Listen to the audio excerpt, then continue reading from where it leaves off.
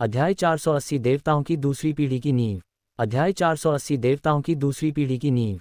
Bernadette को यह देखकर कुछ हैरानी हुई कि वे दोनों इतने अजीब तरीके से चले गए थे। उन्होंने मैकेनिकल हॉट टीम के आने से पहले ही स्थानांतरण की प्रक्रिया तेजी से पूरी कर ली। जब मैकेनिकल हॉट की टीम घटनास्थल पर पहुंची तो उन्होंने केवल एक अध्ययन कक्ष देखा जो ऐसा लग रहा था जैसे उसे किसी कुत्ते ने कुतर दिया हो, और बड़ी संख्या में किताबें पैक करके ले जाई गई थीं। उन्हें अपनी आंखों पर विश्वास ही नहीं हो रहा था। ... बर्नाडेट के जाते ही उसने भाग्य में होने वाले परिवर्तनों का अवलोकन करते हुए अपनी खुद की भविष्यवाणी शुरू कर दी। इतना ऊंचा पद, लेकिन आपने कुछ भी नहीं लिया। बर्नाडेट ने सबसे पहले उस रहस्यमय आकृति की आभा को सीधे तौर पर महसूस करने की कोशिश की जो उस वस्तु को ले जा रही थी, लेकिन उसने पाया कि यद्यपि उस वस्तु में एक मजबूत अशुभ अनुभूति थी, फिर भी वह इतनी स्पष्ट आभा के बावजूद भी उसके बारे में कुछ भी भविष्यवाणी नहीं कर सकी। उनका रुतबा बेहद ऊंचा प्रतीत होता है। लेकिन अगले ही पल उसने अपना इरादा बदल लिया और उन वस्तुओं के बारे में अनुमान लगाना शुरू कर दिया जो उससे संबंधित थीं और जिन्हें दूसरे पक्ष ने ले लिया था। यह उसे उसके पिता से विरासत में मिला था। उसने एक साथ इतना कुछ ले लिया, क्या उसे अति करने का डर नहीं था? दर्पण आयाम, चुड़ैल का मार्ग। बर्नडेट ने भौहें चढ़ाईं, इसमें डायन पंथ का काफी प्रभाव था। इसके बाद वह तेजी से अपने पीछा करने वालों के पदचिह्नों की ओर बढ़ने लगी। एक रथ, जो किसी परीक्षा के रथ जैसा दिखता था, प्रकट हुआ और उसे कुछ समय के लिए आत्माओं की दुनिया में ले गया, जिससे लगभग कम दूरी का टेलीपोर्टेशन पूरा हो गया। एकांतप्रिय पथ अनुक्रम 3 की भविष्यवक्ता गुरु के रूप में भाग्य पक्ष पर उनका नियंत्रण भविष्यवक्ता पथ के नियंत्रण से भी कहीं अधिक है। उसके पास मौजूद पृथ्वी पर आधारित कई कहानियों के रहस्यमय पुनर्निर्माण में भी विभिन्न शक्तियां हैं जो उसी स्तर के अन्य लोगों की शक्तियों से कहीं अधिक हैं।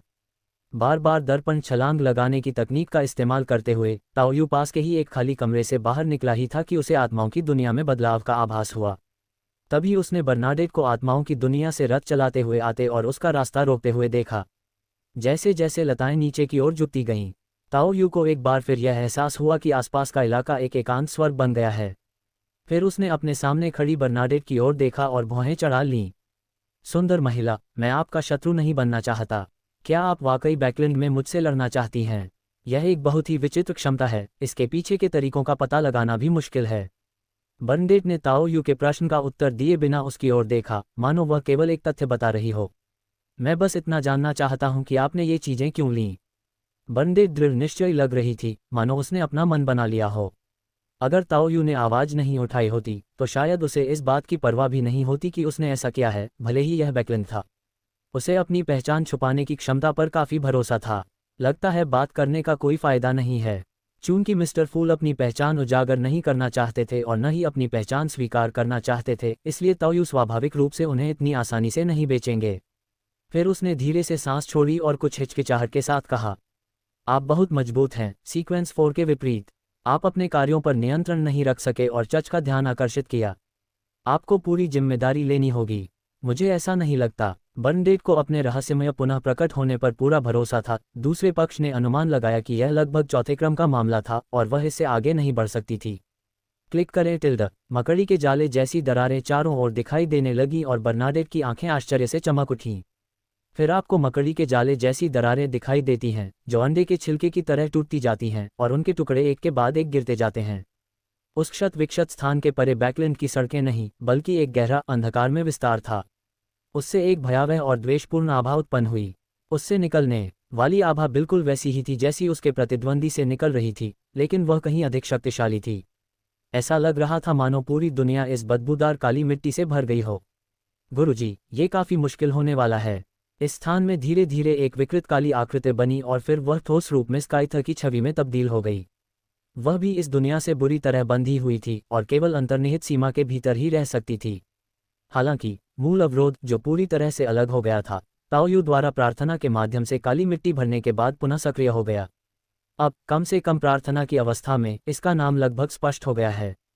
आनंद की चुड़ैल और गुलाब बिशप ने यूं ही तरक्की नहीं की। चलिए शुरू करते हैं और इसे जल्दी खत्म करते हैं। भले ही शुरुआती बाधा को मुश्किल से ही दूर किया गया हो, लेकिन इस दुनिया में पूरी तरह से अलग नियमों और शक्तियों का उपयोग करना लंबे समय में शायद अभी भी अनुचित होगा। अपना कदम उठा लेने के बाद ताओयू ने जरा भी संकोच नहीं किया। रियलिटी मार्बल के अंदर मौजूद काली मिट्टी टेंटेकल्स में बदल गई और उसने बर्नाडेट को हर कोण से बेरहमी से जकड़ लिया। वह उस महिला को मारना नहीं चाहता था जो शायद मिस्टर फूल की बेटी हो सकती थी, लेकिन समय आने पर वह ऐसा करने में जरा भी संकोच नहीं करेगा। अगर आप पीछे हटते हैं लेकिन दूसरा पक्ष पीछे नहीं हटता तो क्या होगा? वह अपनी जान जोखिम में नहीं डालेगा। बर्नडेट को शायद यह उम्मीद नहीं थी कि उसकी प्रतिद्वंदी इतनी ताकतवर होगी, लेकिन जैसे ही उसने कुछ करने के लिए अपना हाथ उठाया, अचानक एक आध्यात्मिक विस्फोट जैसी चेतावनी मिली और वह तुरंत एक सफ़ेद पंख में बदल गई और किनारे की ओर बह गई। फिर भी एक पल में ही एक गहरे काले रंग का भला उसके शरीर को भेदते हुए उसे अंधेरे शून्य में जकड़ लिया। ये स्कैथर ही थी जिसे रियलिटी मार्बल द्वारा शक्ति प्रदान की गई थी। जिस समय स्कैथर को सफलता मिली, लगभग उसी समय ताओ यू ने भी एक दिव्य छाया जादू को उजागर किया, जिसे एक सीमित क्षेत्र के भीतर मंत्रों का उपयोग करके पूरा किया गया था। परछाई फिर से प्रकट होती है। प्राचीन देवता के तंतुओं से मिलते जुलते 4 असाधारण रूप से मोटे, विशाल काले तंतु जमीन से उठे और चारों दिशाओं से स्थिर बर्नाडेट की ओर बढ़े। इसके अलावा शुरुआत में ही बन चुकी छोटी छोटी तंतुमयी संरचनाएं स्थिर अवस्था में जमी हुई बर्नाडेट के शरीर पर चढ़ने लगी थीं, मानो वे काली हथेलियों में बदल गई हों। सबसे पहले उसे भाले से भेद दिया गया। हालांकि अपनी पौराणिक शक्तियों के कारण वह घातक हमले से बच गई, फिर भी बर्नाडेट शून्य में जम गई। ताओ यू के क्षेत्र के अंतर्गत निर्धारित सीमा के भीतर सीमित रहते हुए सिलसिलेवार संयुक्त हमलों ने तीसरे क्रम के पैगंबर मास्टर को भी चौंका दिया। वह भविष्य के इस अंश को देख नहीं सकती। इस समय बर्नाडेट की पीठ थोड़ी झुकी हुई थी और उसके शरीर पर शुद्ध सफ़ेद अलौकिक पंखों के गुच्छे उगाए थे, जो स्वर्गदूतों के नहीं थे बल्कि हंसों से उत्पन्न हुए थे। बदसूरत बत्तख हंस में बदल गई। पौराणिक प्राणी का रूप। बर्नाडेट का पौराणिक रूप प्रकट होते ही उसने तुरंत वहां मौजूद छोटे काले तंतुओं को नष्ट कर दिया। फिर उसने स्कैथर के एक और हमले का सामना किया और अपने पौराणिक प्राणी रूप की मदद से उस हमले को सहन किया। ये सीक्वेंस 3 के शक्तिशाली पैनल को पूरी तरह से प्रदर्शित करता है। अगले ही पल ऐसा लगा मानो उसने कोई अदृश्य वस्त्र पहन लिया हो। जैसे ही 4 भयानक तंतुओं ने हमला किया, उसके जोरदार प्रभाव से ऊंची ऊंची लहरों वाली एक भयानक सुनामी उठ खड़ी हुई। स्याही की तरह गाढ़ी और चिपचिपी एक विशाल लहर पूरे जादुई अवरोध को पार कर गई और उसे भर दिया। लेकिन बर्नाडेट का संपूर्ण पौराणिक स्वरूप मानो शून्यता में विलीन हो गया है। सम्राट के नए कपड़े, विशेष नियमों और विधियों का प्रयोग करके उन्होंने इस संभावित घातक हमले से बलपूर्वक बचाव किया। हालांकि अंततः ये ताओ यू का गृह क्षेत्र है और बर्नाडेट केवल अपने पौराणिक रूप और रहस्यमय तरीके से फिर से प्रकट होने की क्षमता पर भरोसा करके ही अस्थायी रूप से टिक सकती है। जैसे जैसे आकाश के एक के बाद एक घने काले बादल दिखाई देने लगे, बर्नाडेट के भागने का रास्ता एक बार फिर अवरुद्ध हो गया। दिव्य युग की छाया जादू की दूसरी अभिव्यक्ति ने एक काले भाले का रूप लेना शुरू कर दिया। स्वर्ग की जंजीरों में बंधने से पहले बर्नाडेट ने अनिच्छा से एक पीला मुखौटा निकाला जो धातुई चमक से जगमगा रहा था। जैसे ही उसने मास्क निकाला, ताओ यू का दिल एक पल के लिए धड़कना भूल गया। ऐसा लग रहा था मानो सीधे मौत को देख रहे हों। इसके बगल में पड़ी काली मिट्टी भी सड़ी गली सी प्रतीत हो रही थी। मृत्यु की अवधारणा क्या है? अविश्वसनीय। क्या तुम मजाक कर रहे हो? क्या बात है? यह मुझे उस देवदूत से भी ज्यादा खतरनाक क्यों लग रहा है जिसे मैंने कभी देखा था? गंदी बात। शायद हम इस बारे में बात कर सकते हैं। ताओ यू ने काले भाले को संघनित करना बंद कर दिया और उसी समय स्वर्गीय ताला बहुत करीब आने की हिम्मत नहीं कर रहा था। उसके शब्द गहरी आशंका से भरे हुए थे। क्या ये देवदूतों के स्तर की एक सीलबंद कलाकृति है? भले ही ये केवल एक सीलबंद कलाकृति के रूप में हो, लेकिन इससे उत्पन्न खतरा पिछली बार के मूर्ख के अनुयायी से कहीं अधिक गंभीर है और ऐसा लगता है कि यह उसी स्रोत से आ रहा है। क्रम एक सीलबंद कलाकृति। ये क्या बकवास है? क्या सम्राट इतना अमीर था? वो इतनी कीमती चीज कैसे छोड़ सकता था? हालांकि इससे यह और भी साबित होता है कि महान सम्राट अंततः एक देवता बन गए। ये बिल्कुल सच है कि मिस्टर फूल वाकई कमाल के हैं, अन्यथा वे उसके रिश्तेदारों के समान मार्ग से यात्रा क्यों करेंगे? स्टॉप। अध्याय 481 एक महंगा उपहार। अध्याय 481 एक महंगा उपहार। इस समय बर्नाडेट को भी एक असामान्य दबाव महसूस हो रहा था। विरोधी के तरीके बेहद विचित्र थे। उसे इस अजीब दुनिया में खींचने के बाद उन्होंने लगभग पूरी तरह से उस पर अपना प्रभुत्व जमा लिया। उसे यह आभास हो गया था कि दूसरा व्यक्ति उससे बेहतर नहीं था। अपने पौराणिक रूप के प्रकट होने के बाद ये तुरंत अपनी बेड़ियों से मुक्त हो गया और इसके तंतुओं से किया गया विनाशकारी हमला एक सामान्य हमले की बजाय इस दुनिया में सील किए गए एक जादू जैसा प्रतीत हुआ। प्रतिद्वंद्वी के हाथ में प्रकट हुए काले भाले ने भी उसे वैसा ही दर्द महसूस कराया जैसा कि पहले उसे भेदने वाले भाले ने किया था। पहले प्रकट हुई महिला ने बिल्कुल अप्रत्याशित रूप से हमला कर दिया। अपने कई बचाव उपायों के बावजूद वह मामूली से मामूली हमले का भी सामना नहीं कर सका। यदि इसका पौराणिक प्राणी रूप न होता तो यह एक ही प्रहार में बुरी तरह घायल हो जाता। अब पीली मौत को प्रस्तुत करने से बर्नाडेट पर बहुत अधिक दबाव पड़ रहा है। ये डेथ पाथ सीक्वेंस 1 की वस्तु है जो उसके पिता द्वारा उसके लिए छोड़ी गई तुरुप की तिजोरियों में से एक है। किसी ऐसी चीज़ का उपयोग करना जो कि सीक्वेंस 1 का देवदूत है और वर्तमान में केवल सीक्वेंस 3 की बर्नाडेट है, बेहद जोखिम भरा होगा।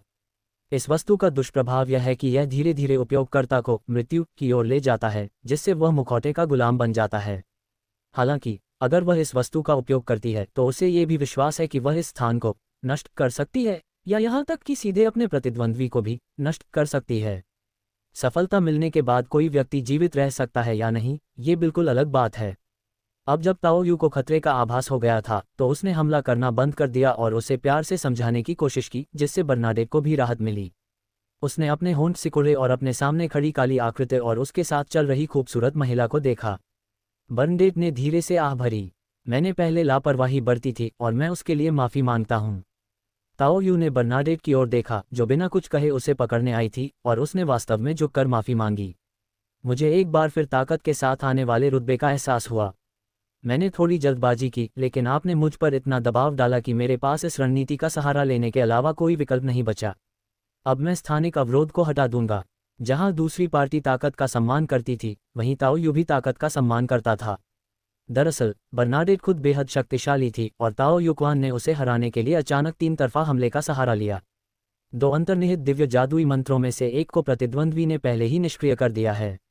यदि दूसरा मंत्र भी विफल रहता है तो आगे एक लंबा और कठिन युद्ध होगा। अगर विरोधी उस चीज़ का इस्तेमाल नहीं भी करता है तो भी जीत की गारंटी नहीं होती। इतना ही नहीं, दूसरे पक्ष ने भी इतनी खतरनाक बात सामने ला दी। ताओ यू स्वयं भी बहुत समझदार हैं। इसके अलावा वह अंतर्निहित अवरोध का लंबे समय तक उपयोग नहीं कर सकता है, क्योंकि इसके उपयोग के साथ साथ इसकी सीमा लगातार बढ़ती जाएगी।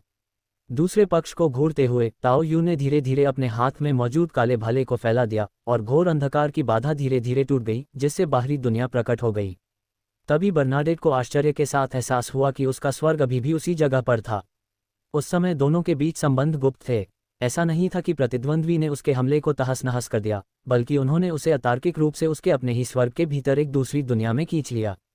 इतना शक्तिशाली, इतना विचित्र, यही विचार उन दोनों के मन में एक साथ कौंधा।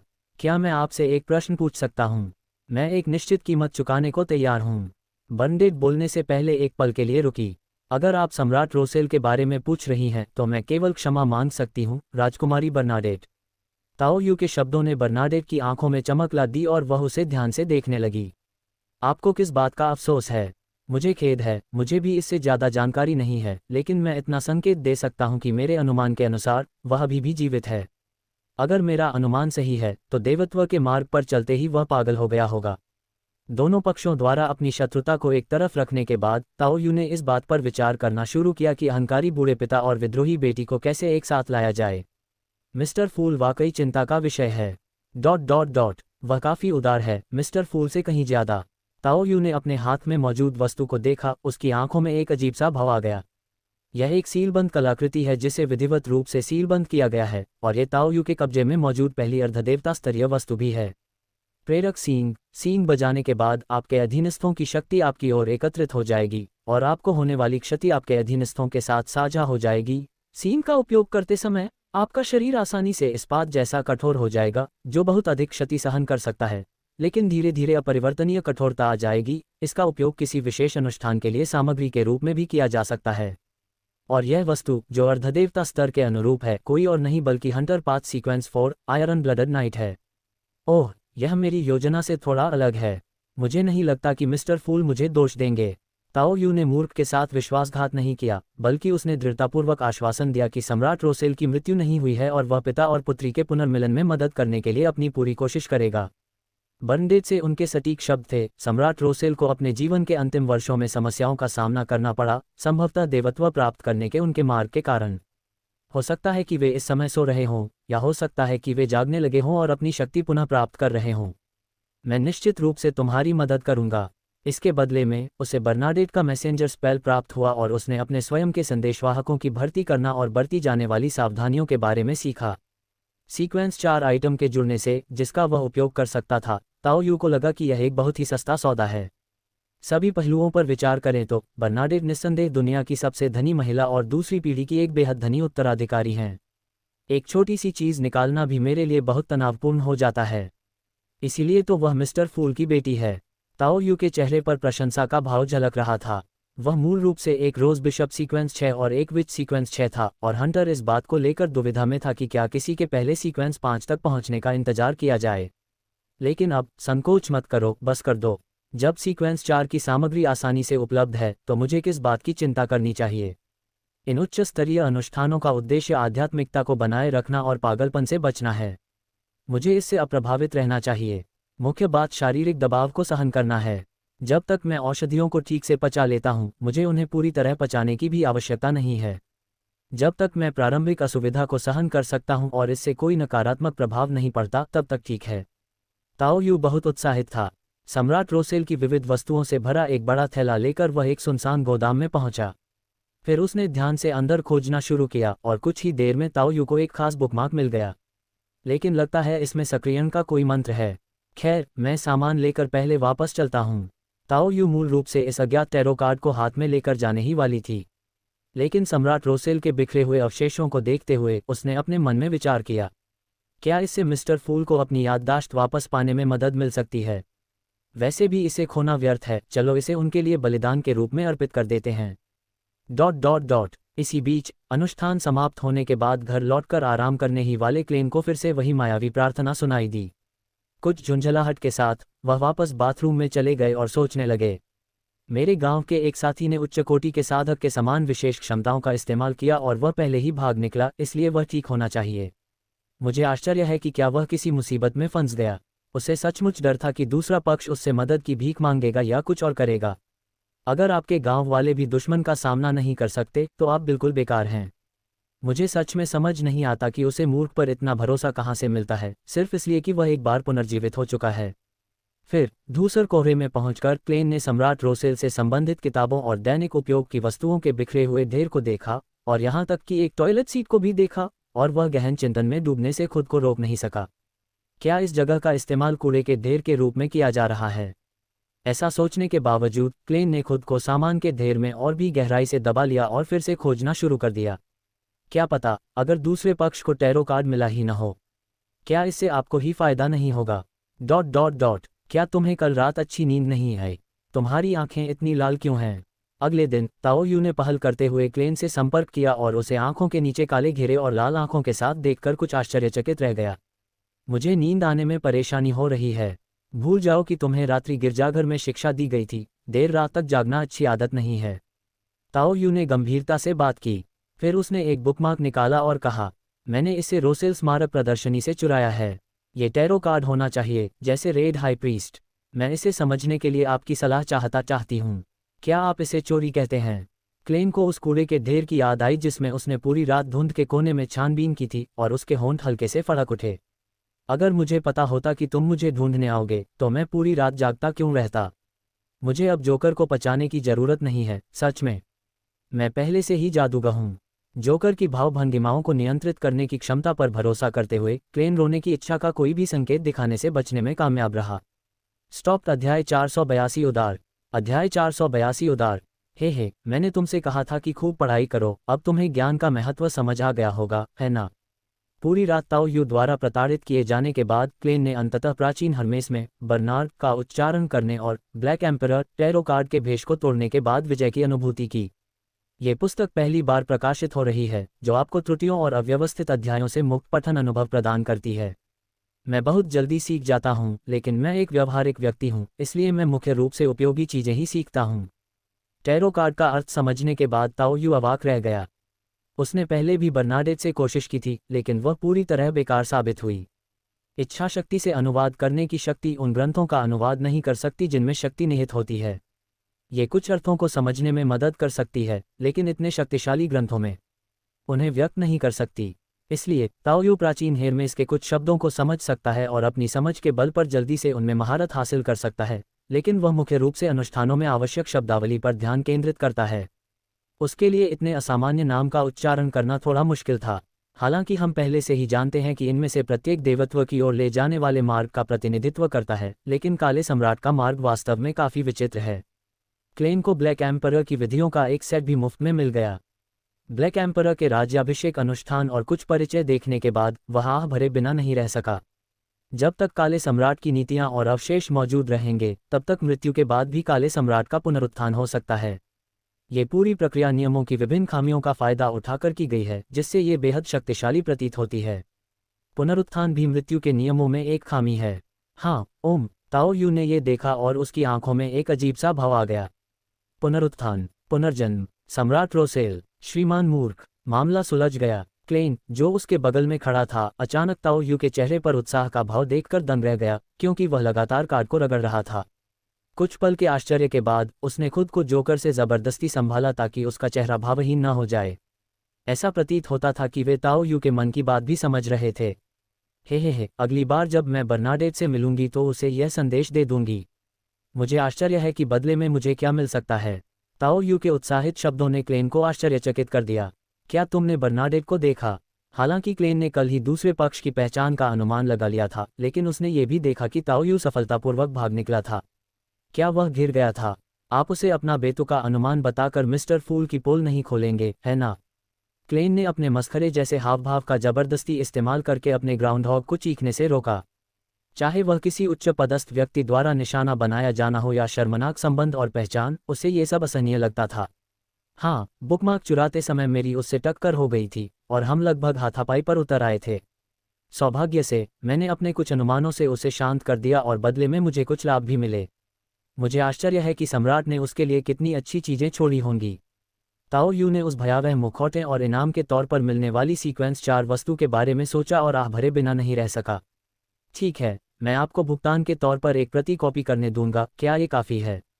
हाँ, मुझे ही इसका फ़ायदा हुआ है। क्लेन को पता था कि क्या महत्वपूर्ण है।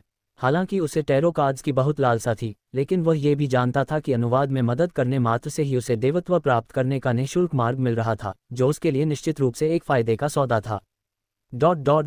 टैरो कार्ड की समस्या हल करने के बाद ताओ यू घर लौट आया, अपनी सामग्री निकाली और hunter sequence art potion the provocateur बनाना शुरू कर दिया। इस औषधि को विकसित होने में इंस्टिगेटर की तरह कुछ समय लग सकता है, लेकिन मेरी वर्तमान शक्ति के साथ मैं सीक्वेंस 7 और सीक्वेंस 6 औषधियों को बिना किसी खास परेशानी के लगातार संभाल सकता हूँ।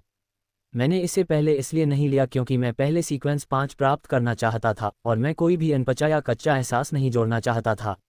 लेकिन अब जब चौथा चरण सामने है तो ताओ यू के पास प्रेरणा की कोई कमी नहीं है। बर्नडेट के साथ पहले भी टकराव होने के कारण ताओ यू को अपनी क्षमताओं की बेहतर समझ हो गई थी। अंतर्निहित मार्बल को सक्रिय किए बिना व्यक्ति लगभग सामान्य अनुक्रम स्तर 4 पर होता है, जो एक सामान्य उच्च अनुक्रम है। अब उच्च अनुक्रम के अतिरिक्त लाभ के साथ इस दुनिया में असाधारण विशेषताओं को एकत्रित करने की उसकी क्षमता निस्संदेह बहुत बढ़ जाएगी। यदि तीनों मार्ग उच्च अनुक्रम तक पहुंच जाते हैं, सभी तीसरे अनुक्रम तक पहुंच जाते हैं, तो शायद हम स्वर्गदूतों का शिकार करने का प्रयास कर सकते हैं। ताओ यू को बेहद खुशी महसूस हुई। इसके अलावा हंटर पाथ में कोई सच्चा देवता नहीं है, इसलिए आप इस रास्ते पर आगे बढ़ सकते हैं और फिर आदिम चुड़ैल का उल्टे क्रम में शिकार कर सकते हैं। ... ये घिनौना है, ये भयानक है। ताओ यू जमीन पर लौटने लगी, उसे ऐसा लग रहा था जैसे उसका शरीर फट जाएगा। उसका पूरा शरीर लाल हो गया और उससे असहनीय गर्मी निकल रही थी। फर्श झुलस गया था। सौभाग्यवश दबी हुई कराह और मजबूरी से खुद को रोकते हुए ताओ यू आसपास के क्षेत्र को जलने से रोकने में कामयाब रहा और इस प्रकार एक और गैस विस्फोट को टाल दिया। हर औषधि कुछ हद तक पहले से पच जाती है, लेकिन उनमें से कोई भी पूरी तरह से नहीं पचती। ताओ यू के धीरे धीरे ठीक होने के बाद वह आह भरे बिना नहीं रह सकी। उकसाने वाले, आग लगाने वाले, षड्यंत्रकारी, साथ ही एक चुड़ैल जिसने अपनी दबी हुई इच्छाओं और थोड़े से सुख को पूरी तरह से पचाया नहीं है। ताओ यू को लगता है कि उसकी ताकत में ज़्यादा सुधार नहीं हुआ है। उन सभी सुधारों का उपयोग उस अंतर्निहित असहजता को दूर करने के लिए किया गया था। सौभाग्यवश कोई गिरावट नहीं आई। इस समय आग लगाने वाला व्यक्ति चीज़ों को पचाने में सबसे माहिर है, चुड़ैल से भी बेहतर। काम लगभग पूरा हो चुका है और मैंने अभी तक कोई आग लगाई भी नहीं है। ताओ यू को कुछ संदेह थे। उकसाने वालों ने शायद पहले अपनाई गई उकसाने की विधियों के कारण लगभग आधी जानकारी ही ग्रहण की है। हालांकि इसे पूरी तरह से समझने में अभी काफ़ी समय लगेगा, लेकिन चौथे चरण की विशेषताओं को देखते हुए ताओ यू अब पहले से कहीं अधिक प्रेरित है और वह 5वें चरण की तैयारी शुरू करने के लिए तैयार है। उफ, कुछ तो करना पड़ेगा। चर्च ऑफ द नाइट ने सीक्वेंस 5 की चुड़ैल सामग्री मांगी है और ऑरोरा सोसाइटी को शेपर्ड ट्रेट और हंटर सीक्वेंस 5 ट्रेट की ज़रूरत है। देखते हैं कि क्या हम उन्हें द हैंगमैन से प्राप्त कर सकते हैं। वह अभी पायरेट कॉन्फ्रेंस में है। ताओ यू ने एक क्षण के लिए विचार किया, फिर फांसी पर लटकाए गए व्यक्ति से संपर्क स्थापित करने की आशा में प्रार्थना करने लगा। इसी बीच लापता व्यक्तियों के मामले की जांच कर रहे क्रेन के पास के ही किसी शौचालय में जाकर स्थिति का जायजा लेने के अलावा कोई विकल्प नहीं था। मेरी कॉन्फ्रेंस यहाँ लगभग खत्म हो चुकी है, लेकिन मैं आपके लिए पता कर सकता हूँ। तो आप किस चीज़ का भुगतान कर सकते हैं? फांसी पर लटका हुआ आदमी एल्गर एक अनुभवी योद्धा था जिसमें सतर्कता की प्रबल भावना थी। जब उसने देखा कि भाग्य ने उससे संपर्क करने की पहल की है, तो उसने तर्कसंगत रूप से विचार किया कि वह इससे अधिकतम लाभ कैसे प्राप्त कर सकता है। साथ ही वह मन ही मन चिंतित भी था, क्या भाग्य ने सचमुच 5वें क्रम पर काम शुरू कर दिया था? लेकिन ये शिकारी क्यों है? इससे अल्जर काफ़ी हैरान हो गया, क्योंकि उसने और ज़्यादातर लोगों ने अनुमान लगाया था कि यह व्यक्ति एक चुड़ैल है। क्या यह एक समीपवर्ती मार्ग है? क्या आप कूदना चाहते हैं? क्या 5वां क्रम ठीक है? क्या हंटर पाथ में कुछ खास बात है? बस अपनी कीमत बता दीजिए। ताओ यू को इस बात की परवाह नहीं थी कि दूसरा पक्ष क्या सोच रहा है, उसे बस वे चीज़ें चाहिए थीं। 12,000 सोने के पाउंड, मुझे लगता है कि यह एक अच्छी कीमत है, ये देखते हुए कि आपको इसकी तत्काल आवश्यकता है। अल्जर ने अपना मूल्यांकन बताया। फिर ताओ यू को यह चिंता होने से बचाने के लिए कि उसने उसे धोखा दिया है, उसने आगे समझाना जारी रखा। आपको ये समझना होगा कि सीक्वेंस 5 मध्य सीक्वेंस का शिखर है। उच्च सीक्वेंस की वस्तुएं बिक्री के लिए उपलब्ध नहीं हैं, इसलिए सीक्वेंस 5 वास्तव में ऐसी चीज़ है जो आपको संयोग से ही मिल सकती है। अगर यह पायरेट कन्वेंशन न होता तो कौन जानता है कि इसे खरीदने में कितना समय लगता, या ये यहाँ तक भी कैसे पहुँच पाता। मैं श्री फूल से जल्द ही सोने का पाउंड मंगवा लूँगा, मुझे उम्मीद है कि यह काम जल्दी हो जाएगा। ताओ यू के इस दुस्साहस ने क्लेन और अल्जर दोनों को चौंका दिया।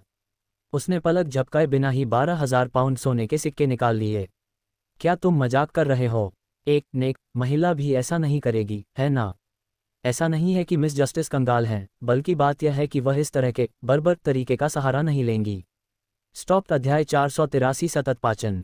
अध्याय 483 सतत पाचन। मेरे पास लगभग असली पैसे खत्म हो चुके हैं। इस दौरान ताओ यू ने जानबूझकर कुछ सोने के पाउंड की मनी लॉन्ड्रिंग भी की, लेकिन चून की लेनदेन मिस्टर फूल के माध्यम से किया गया था, इसलिए उसने अभी भी असली बैंक नोटों का इस्तेमाल किया। लेकिन अगर मुझे बदले में वह मिल जाए जो मैं चाहता हूं, तो ये सब कुछ सार्थक है। मुझे उम्मीद है कि फांसी पर लटका हुआ आदमी मेरी मदद कर सकता है। ताओ यू अपनी षड्यंत्रकारी औषधि को अविश्वसनीय गति से पचते हुए देखकर कुछ हद तक अचंभित रह गया। हे भगवान, ये क्या हो रहा है? ऐसा क्यों है कि मैं जो षड्यंत्रकारी हूँ इसे पहले ही पचा चुका हूँ? फिर उन्हें ज्ञानोदय का एहसास हुआ। नकली मुद्रा, यह मेरे द्वारा स्वयं बनाया गया सोने के पाउंड स्टर्लिंग की प्रतिकृति है। ताओ यू बेहिसाब खर्च कर रहा है और अंधाधुंध खरीदारी कर रहा है। हालांकि उसके द्वारा व्यक्तिगत रूप से उपभोग किए गए सोने के सिक्के बैकलैंड में घूमते तो हैं, लेकिन घुलने के बाद वे समुद्र में एक बूंद के बराबर ही रह जाते हैं। लेकिन अंत में भी ये लगातार बहता रहा, और अधिकतर स्थानों पर यह अब भी एक असाधारण सभा थी। कम से मध्यम जोखिम वाले लोग इतने ऊब नहीं जाएंगे कि वे इतने वास्तविक पैसे से भविष्यवाणियां करने में समय बर्बाद करें। हालांकि समय बीतने के साथ साथ इन नोटों का उच्च अनुक्रमों के संपर्क में आना केवल समय की बात है। हाँ, ये तो बहुत बड़ी मदद है।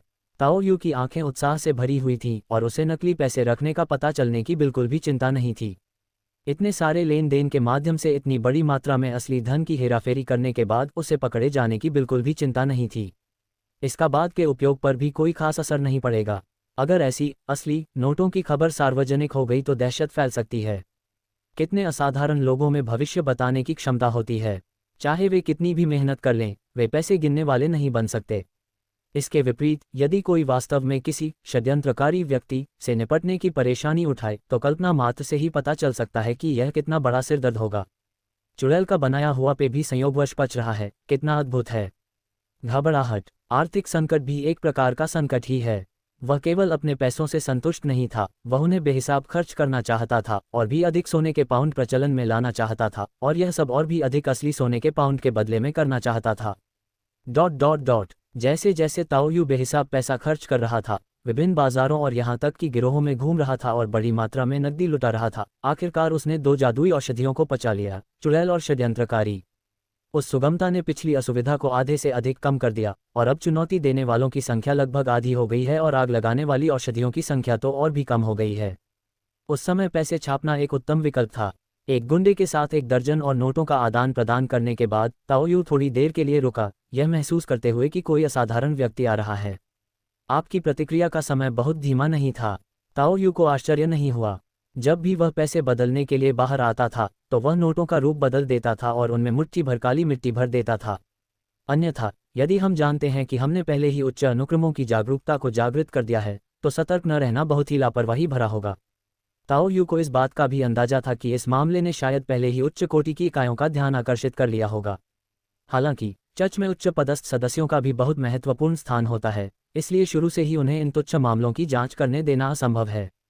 यह अपने आप में काफ़ी उल्लेखनीय बात है कि वे अब मध्य क्रम में तैनाती कर सकते हैं। तो फिर अलविदा। ताओ यू किसी भी आधिकारिक असाधारण व्यक्ति से मुठभेड़ नहीं करना चाहता था, न ही वह उन पर हमला करना चाहता था।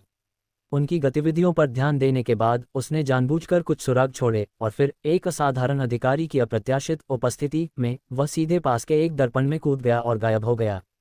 क्योंकि उन्होंने न केवल अपना रूप बदला बल्कि उन्होंने लबादा भी पहन रखा था, जिससे ये बताना असंभव हो गया था कि वे पुरुष थे या महिला। आईने में कूदने की इस घटना की तुरंत सूचना मिली और इसने सबका ध्यान आकर्षित किया। इसके बाद सामान्य रूपरेखा को अंतिम रूप दिया गया। ये चुड़ैलों का पंथ है। ... कानून विहीन। क्या उन्हें सच में लगता है कि हमसे निपटा नहीं जा सकता? स्नैक, जिसे ईश्वर का गायक कहा जाता है, ने नीचे दंड देने वाले द्वारा लाए गए संदेश को देखा और उसके चेहरे पर क्रोध के भाव प्रकट हुए।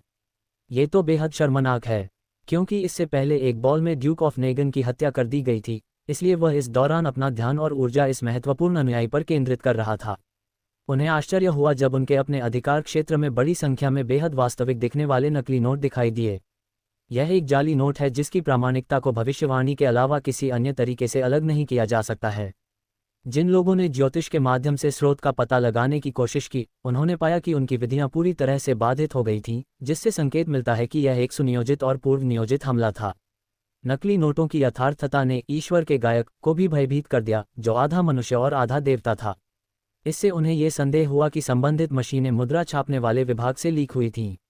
यहाँ एक तिल है, हमें बाकी दो प्रमुख चर्चों से संपर्क करना होगा और इस बार इन गंदे चूहों का सफाया करना होगा।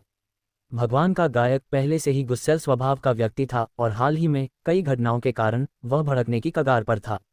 चर्च ऑफ स्टॉर्म्स द्वारा प्रस्तावित पहल को चर्च ऑफ नाइट और स्टीम ने तुरंत समर्थन दिया। चुड़ैल पंथ ने राजदूत इंटिस की हत्या करने के लिए अरोरा सोसाइटी को काम पर रखा, जिससे रून की प्रतिष्ठा को कुछ हद तक ठेस पहुंची। चर्च ऑफ द नाइट के मुखबिर पर हमला होता है, चर्च ऑफ स्टीम द्वारा आयोजित रोसेल प्रदर्शनी चोरी हो जाती है और चोर एक दर्पण का उपयोग करके भागने में सफल हो जाता है। इन सभी कारकों के संयोजन से सभी पक्षों में आक्रोश का तनावपूर्ण माहौल बन गया है।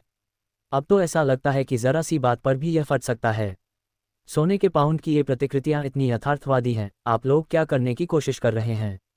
दरअसल वर्तमान प्रचलन मात्रा का रून के आकार पर बहुत कम प्रभाव पड़ता है।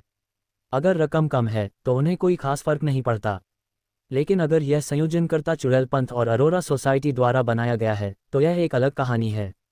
क्या वे इसे बड़े पैमाने पर दोहरा सकते हैं और फिर रून की वित्तीय प्रणाली को गंभीर रूप से प्रभावित कर सकते हैं, जिससे भारी उथल पुथल मच सकती है? षड्यंत्र, ये तो किसी सुनियोजित साजिश का हिस्सा होना चाहिए। ... आप लोग क्या कर रहे हैं? ऐसे समय में यह वाकई बहुत बुरा है। हताश बुलबुल पनातिया के खूबसूरत चेहरे पर अब क्रोध के भाव दिखाई दे रहे थे। निराशा की चुड़ैल होने के नाते उसे नकली पैसों की ज्यादा परवाह नहीं थी, उसका वर्तमान लक्ष्य केवल आपदा फैलाकर उस औषधि को पचाना था। हालांकि इस महत्वपूर्ण क्षण में ऑरोरा क्लब द्वारा बार बार उकसाए जाने से वह काफ़ी असहज हो गई है। उसने ब्रिज डांस हॉल पर हुए शुरुआती हमले को सहन किया। बाद में अरोरा ने राजदूत इंटिस की हत्या कर दी और फिर सार्वजनिक रूप से घोषणा की कि उनकी सभा में बाधा आने के बाद वे मुआवजे के रूप में उनसे सोने के सिक्के मांगने वापस आए थे। बिना किसी बहस के उन्होंने ब्रीज डांस हॉल को फिर से ध्वस्त कर दिया। अंत में पेनाटिया ने अनिच्छा से दूसरे पक्ष को काफ़ी मात्रा में सोने के सिक्के दिए, जिसके बाद वह विक्षिप्त दूध बड़बड़ाता और कोसता हुआ चला गया। लेकिन हालात सामान्य हुए कितना समय हो गया है? नकली नोट छापने के कारण उन्हें तुरंत दोषी ठहराया गया। क्या हम समय नहीं बदल सकते? धिक्कार है, योजना में और देरी नहीं हो सकती, इसे आगे बढ़ाना होगा। पनातिया ने हल्की सी आह भरी, समय सही नहीं था और सब कुछ बहुत जल्दबाजी में हो रहा था। ... दूसरी ओर ऑरोरा सोसाइटी का एक नया गढ़ श्रीय निरंतर प्रार्थना कर रहे थे। इस दौरान ऑरोरा सोसाइटी का मुख्य कार्य वास्तव में एक टैरो कार्ड संगठन की जांच करना था, लेकिन अभी तक कुछ भी हासिल नहीं हुआ है। क्योंकि इसमें ईश्वरीय आदेश शामिल है, इसलिए यह निश्चित रूप से सर्वोच्च प्राथमिकता है। परिणामस्वरूप भगवान के लिए काम करते हुए जादूगरों के एक समूह ने कुछ नकली नोट छापे, जिससे ऐसी तनावपूर्ण स्थिति उत्पन्न हो गई है वो औरतें किसी काम की नहीं हैं, बस मुसीबत खड़ी करने में माहिर हैं। श्री द्वारा प्रार्थना समाप्त करने के बाद अपने अधीनस्थ की रिपोर्ट सुनकर उन्हें कुछ नाराजगी महसूस हुई। हाल ही में मेरा दुर्भाग्य चल रहा है। न केवल प्रभु का पात्र खो गया है, बल्कि मुझे बार बार असफलताओं का भी सामना करना पड़ा है। चुड़ैल पंथ द्वारा राजदूत एंटिस को उसकी हत्या करने के लिए नियुक्त किए जाने के बाद उन्होंने वास्तव में इस बारे में कुछ भी न जानने का नाटक किया, मानो उन्हें कुछ पता ही न हो। इससे उसके पास कर्ज वापस पाने के लिए दूसरा तरीका अपनाने के अलावा कोई विकल्प नहीं बचा था। इससे पहले कि नेता जिम्मेदारी बांट पाता, उन्होंने पहले ही ये सारी मुसीबतें खड़ी कर दी हैं। कितना बेकार है। 15 मिन्स्क स्ट्रीट पर क्लेन अपने हाथ में मौजूद 70 पाउंड के नोट को दर्द भरी अभिव्यक्ति के साथ घूर रहा था। उसका चेहरा पीड़ा से भरा हुआ था। मुझे अचानक से जांच करने की इच्छा हुई और मैंने पाया कि पिछली बार असाधारण सभा में मैंने जो नुस्खा बेचा था, उसके बदले में मुझे जो पैसे मिले थे उनमें 70 सोने के पाउंड की एक नकली राशि भी शामिल थी। ये तो बिल्कुल असली लग रहा है। ये कौन है? कमीने। चुपचाप नोटों को एक तरफ रखते हुए क्लेन ने अपने चेहरे पर जोकर का मुखौटा मजबूती से लगाए रखा। फिर उसे अपराधबोध का अनुभव हुआ। क्या हमें इस पैसे को खर्च करने का कोई मौका ढूंढना चाहिए? वैसे भी ये पैसा बहुत जरूरी है। स्टॉप। अध्याय 484 अनुबंध की पूर्ति। अध्याय 484 अनुबंध की पूर्ति। मैंने किसे उकसाया है? ताओ यू कुछ हद तक हैरान लग रहा था। उसे समझ नहीं आ रहा था कि उसकी प्रोवोकेशन भी इतनी तेजी से क्यों पच रही है।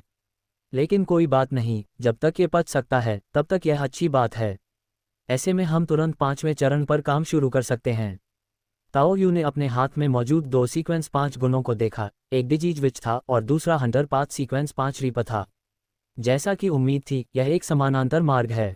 रीपर कुछ मायनों में असैसिन का एक अति उन्नत संस्करण है। ताओ यू ने अपने हंटर पथ को बेहतर बनाने से पहले केवल एक क्षण के लिए संकोच किया। चून की अधिकांश औषधियां पहले ही पच चुकी हैं, इसलिए शरीर पर इसका प्रभाव वास्तव में छठे क्रम में आगे बढ़ने की तुलना में कम होता है। यमराज, इच्छा की तलवार को काफी हद तक शुद्ध कर दिया गया है। ताओ यू की आंखों में उत्साह की झलक थी। इसके अलावा ये सिर्फ स्वॉर्ड ऑफ हॉट के उद्धार के बारे में नहीं है। रीपर की क्षमताएं भी काफी असाधारण हैं। यह आत्मा ऊर्जा का उपभोग करके प्रतिद्वंद्वी की कमजोरियों को बढ़ा सकता है, जिससे सामान्य क्षति कमजोरी क्षति में बदल जाती है। हत्या करने के कौशल के साथ मिलकर यह एक बाघ को पंख देने जैसा है। क्योंकि रोज बिशप ने राक्षसी पहलुओं में से कुछ को सुधारा है और अब इच्छाशक्ति की तलवार के जुड़ने से अगर मैं तीनों रास्तों को अनुक्रम 5 तक अपग्रेड कर दूं, तो शायद मैं काली मिट्टी की प्रार्थना किए बिना अर्धदेवताओं से लड़ पाऊंगा। मध्यवर्ती अनुक्रमों और उच्च अनुक्रमों के बीच की लड़ाई अंततः कच्ची शक्ति की लड़ाई है। और जैसे ही ताओ यू ने महसूस किया कि हार्वेस्टर उसके मुंह में लगभग पिघल रहा है, उसे उत्साह की लहर महसूस हुई। मैं जिस तरीके से चलता था उससे एक ही वार में दुश्मन मर जाता था। इसका अंदाजा इस बात से लगाया जा सकता है कि तलवार के माइंड पार्ट को क्लियर करके मैं शुरुआत में रीपर के साथ काफ़ी अच्छी तरह से तालमेल बिठा लेता था। कुछ ऐसे भी हैं जो सीमाओं को तोड़ते हैं और मारे जाते हैं या पराजित हो जाते हैं, और कुछ ऐसे भी हैं जो मुसो मोड में दुश्मनों का सफाया कर रहे हैं। मैंने अतीत में जो कुछ किया वह अब आसानी से मेरे लिए लाभ का स्रोत बन गया है और मेरी अपनी संपत्ति में तब्दील हो गया है। पहले मैं दुविधा में थी कि किसे चुनूं, लेकिन अब मुझे दोनों चाहिए। बिना किसी झिझक के ताओ यू ने उसी समय डिजीज विच को भी अपग्रेड कर दिया। बीमारी, एक देखने में साधारण लेकिन बेहद भयावह अवधारणा। इस असाधारण बीमारी ने एक तरह से नियमों को पहले ही चुनौती दे दी है। जैसा कि उम्मीद थी, अगर यह एक ही दृष्टिकोण है तो चुड़ैल के गुण आश्चर्यजनक रूप से मेरे साथ मेल खाते हैं। ताओ यू ने बीमारी के कारण अपने जन्मजात राक्षसी शरीर की शक्ति में वृद्धि महसूस की और महसूस किया कि वह अद्वितीय अवरोध में विलीन हो सकता है और लंबे समय तक उसमें प्रवेश करने वाले किसी भी व्यक्ति की स्थिति को कमजोर कर सकता है। मुझे काली मिट्टी की अवस्था में रहते हुए अपने द्वारा किए गए नकारात्मक प्रभावों का एहसास हुआ। ताओ यू की आंखों में भी एक अजीब सी चमक दिखाई दी। ये भ्रष्ट ग्रेटर ग्रेल अप्रत्याशित रूप से वरदान साबित हुआ है। फिर ताओ यू को ईव द्वारा उसे बीमारी की चुड़ैल की भूमिका निभाने के बारे में बताई गई बात याद आई। यह कोई ऐसी बात नहीं है जो पूरी तरह से सही हो। व्यक्तियों की अलग अलग राय और अपने अपने समाधान हो सकते हैं, लेकिन सामान्य दिशा सही होनी चाहिए। दूसरे व्यक्ति की उन खूबसूरत चीज़ों को नष्ट कर दे जिन्हें वह बचाना चाहता है, जिससे उसे अत्यधिक मानसिक पीड़ा हो।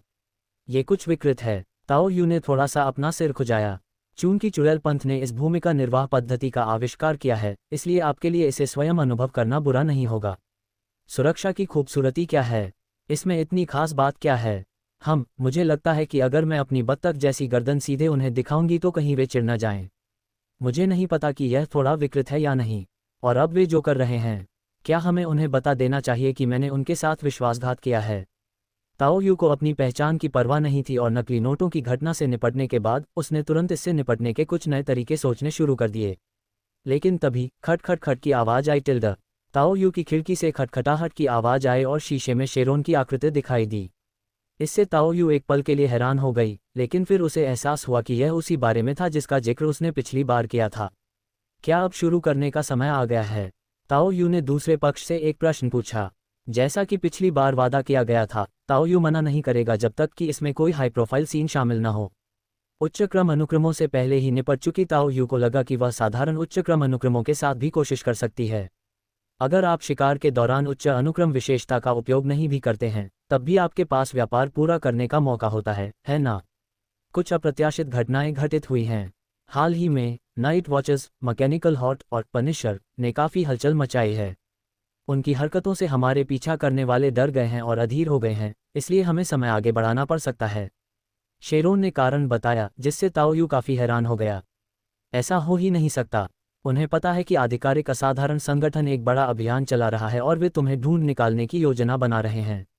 क्या उन्हें मरने का डर नहीं है? ताओ यू के शब्दों ने शेरन के कोमल चेहरे पर थोड़ी सी बेबसी का भाव ला दिया। ये सुखवादी समूह है। वे आत्म मुक्ति की वकालत करते हैं और अपनी सहज प्रवृत्ति का अनुसरण करते हैं, इसलिए वे अक्सर पागलपन भरी हरकतें करते हैं। प्रत्यक्ष खतरे के अलावा कोई भी चीज़ उनकी प्रेरणा बन जाती है। ये सुनकर ताओ यू को भी लगा कि उनके इलाज के तरीके में कोई गंभीर बीमारी शामिल है। हालांकि जीवित लाशों और प्रतिशोधी आत्माओं में परिवर्तित होना वास्तव में एक बहुत ही अंधकार में मार्ग है, जो इसे लगभग क्यूई मिरेन और चुड़ैल की कहानी के समान बनाता है। ... कोई बात नहीं, मैं भी भाग लूंगा।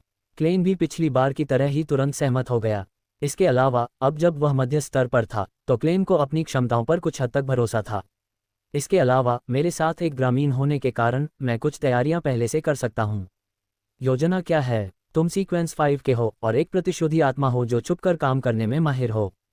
क्या उन्हें वाकई इतना भरोसा है कि वे उच्च सीक्वेंस के व्यक्तियों को तैनात किए बिना ही तुम पर विश्वास कर सकते हैं?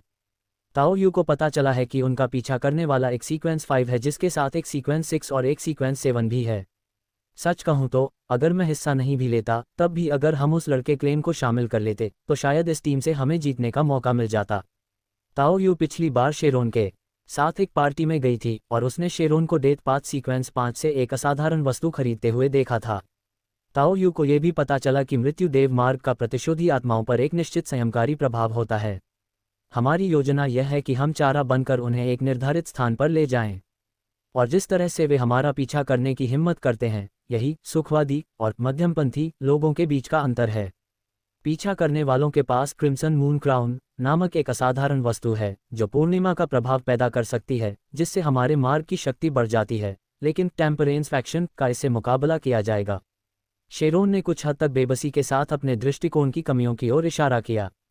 अगर वह इस रास्ते पर चलने को तैयार होती तो वह वास्तव में बहुत जल्दी सुधार कर सकती थी। यही कारण है कि सुखवादी गुट ने आज उन्हें दबा रखा है। लेकिन भोग विलास धीरे धीरे मानवता के पतन की ओर ले जाएगा। ये तथ्य कि शेरोन और मारिच इस मार्ग पर चलते हुए स्वयं के प्रति सच्चे बने रहने और पवित्र तथा इच्छाओं से मुक्त रहने में सक्षम रहे, उनकी इच्छाशक्ति की ताकत को दर्शाता है।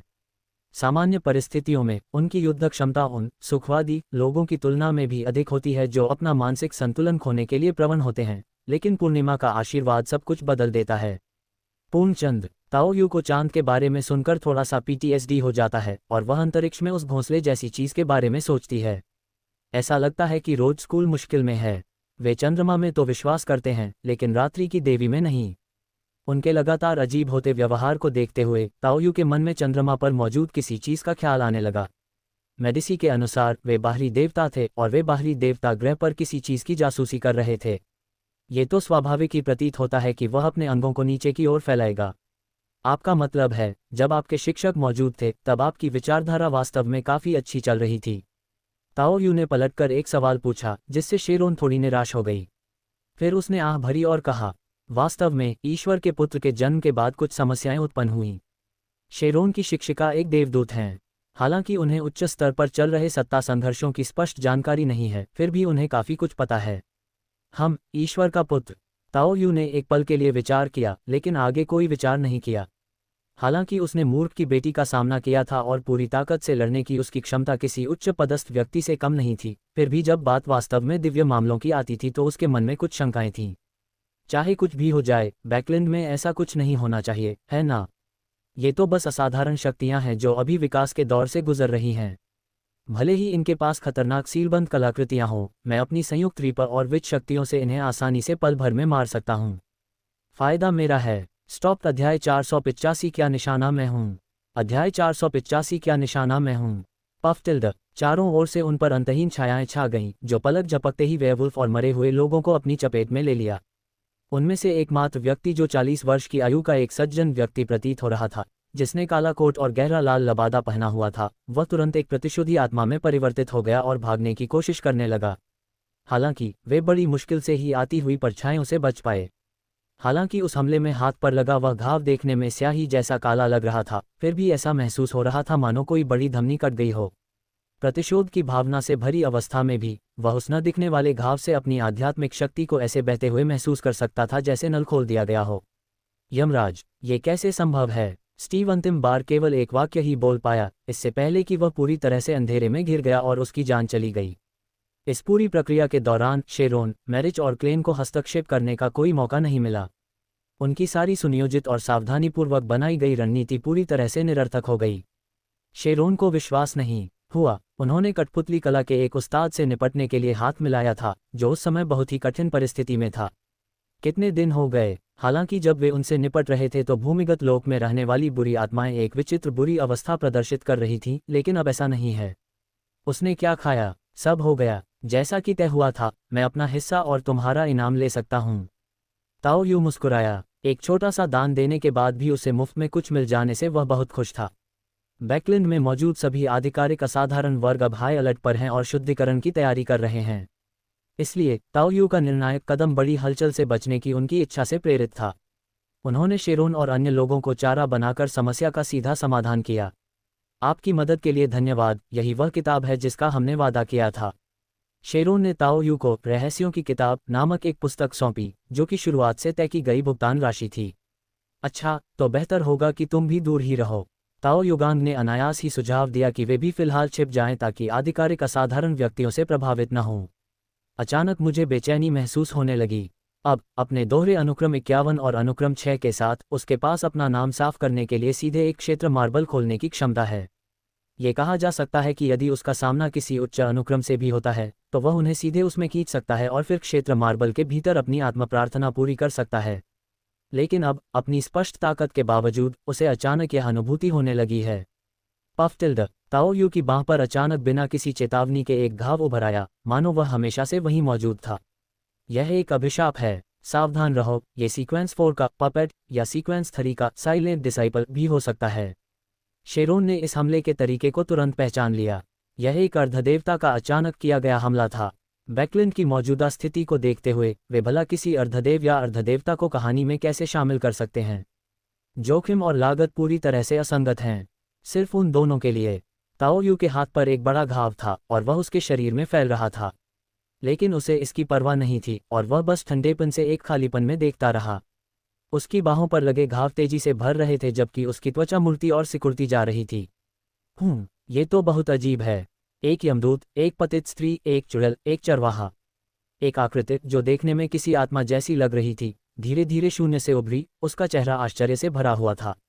इस व्यक्ति का रंग गहरा भूरा है, उसके चेहरे पर गहरी झुर्रियां हैं और उसके बाल पतझड़ के पत्तों की तरह बिखरे हुए सफ़ेद हैं, जिससे पता चलता है कि वह कई वर्षों तक जीवित रहा है। ज़ेट्विन। मारिक अविश्वास से चिल्ला उठा। ये रोज स्कूल का तीसरा भाग है। लेकिन तभी सबके सिर के ऊपर एक आतिशबाजी फूटी। ये क्लेन था जो एक तरफ छिपा हुआ था, जिसने चुपके से आतिशबाजी चलाई थी। ऐसे समय में जब पूरा बैकलैंड तनाव में था, यह अचानक उठाया गया कदम काफी अप्रत्याशित था। ज़ेट्विन, जिसका चेहरा अजीब लग रहा था, किसी बात को लेकर चिंतित प्रतीत हुआ। जब वह अपने हमले से ताओ यू को गंभीर रूप से घायल करने में विफल रहा और उसे खतरे का हल्का सा आभास हुआ, तो वह फिर से शांत हो गया। उन्होंने दरअसल शेरोन और उसके साथी का पीछा करना छोड़ दिया। उसका मुख्य उद्देश्य आप दोनों को गिरफ्तार करना नहीं होना चाहिए। इसके पीछे अन्य कारण भी हो सकते हैं। जल्दी से निकल जाए, वरना आपको सरकारी अधिकारियों द्वारा रोक लिया जाएगा। ताओ यू ने उस जगह को ध्यान से देखा जहां से ज़ेट्विन गई थी, फिर मुड़कर तुरंत वहां से चली गई। उसका मूल इरादा प्रतिद्वंद्वी को सीधे सीमाओं के दायरे में खींचकर एक विशेष क्षमता का प्रयोग करना था। लेकिन मेरे मन में एक बेचैनी बनी रही। मुझे अपना नाम पूरी तरह से साफ न कर पाने की बेचैनी नहीं है, बल्कि कुछ और ही बात है। शायद कोई कारण होगा कि मैंने पहले स्वयं से प्रार्थना नहीं की और आज सीधे यहाँ आ गया। यह अवचेतन मन की आध्यात्मिक जोखिम से बचने की प्रतिक्रिया है। इसके अलावा बैकलैंड में मार्शल लॉ के इस दौर के दौरान अचानक सीक्वेंस 3 का प्रकट होना, कोई और कारण जरूर होगा। The rose school. ताओ यू ने उस चंद्रमा के बारे में सोचा जिसकी वे पूजा करते थे, और जब वह अंदर आई तो उसे चंद्रमा पर मौजूद किसी चीज़ के बारे में भी याद आया, और फिर उसे कुछ समझ में आया।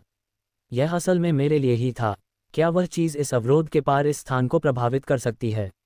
यदि वह स्वयं नहीं है तो अवश्य ही कोई अन्य बाहरी देवता होगा जो आसपास ही स्थित है। एक बंधा हुआ देवता, बंधा हुआ।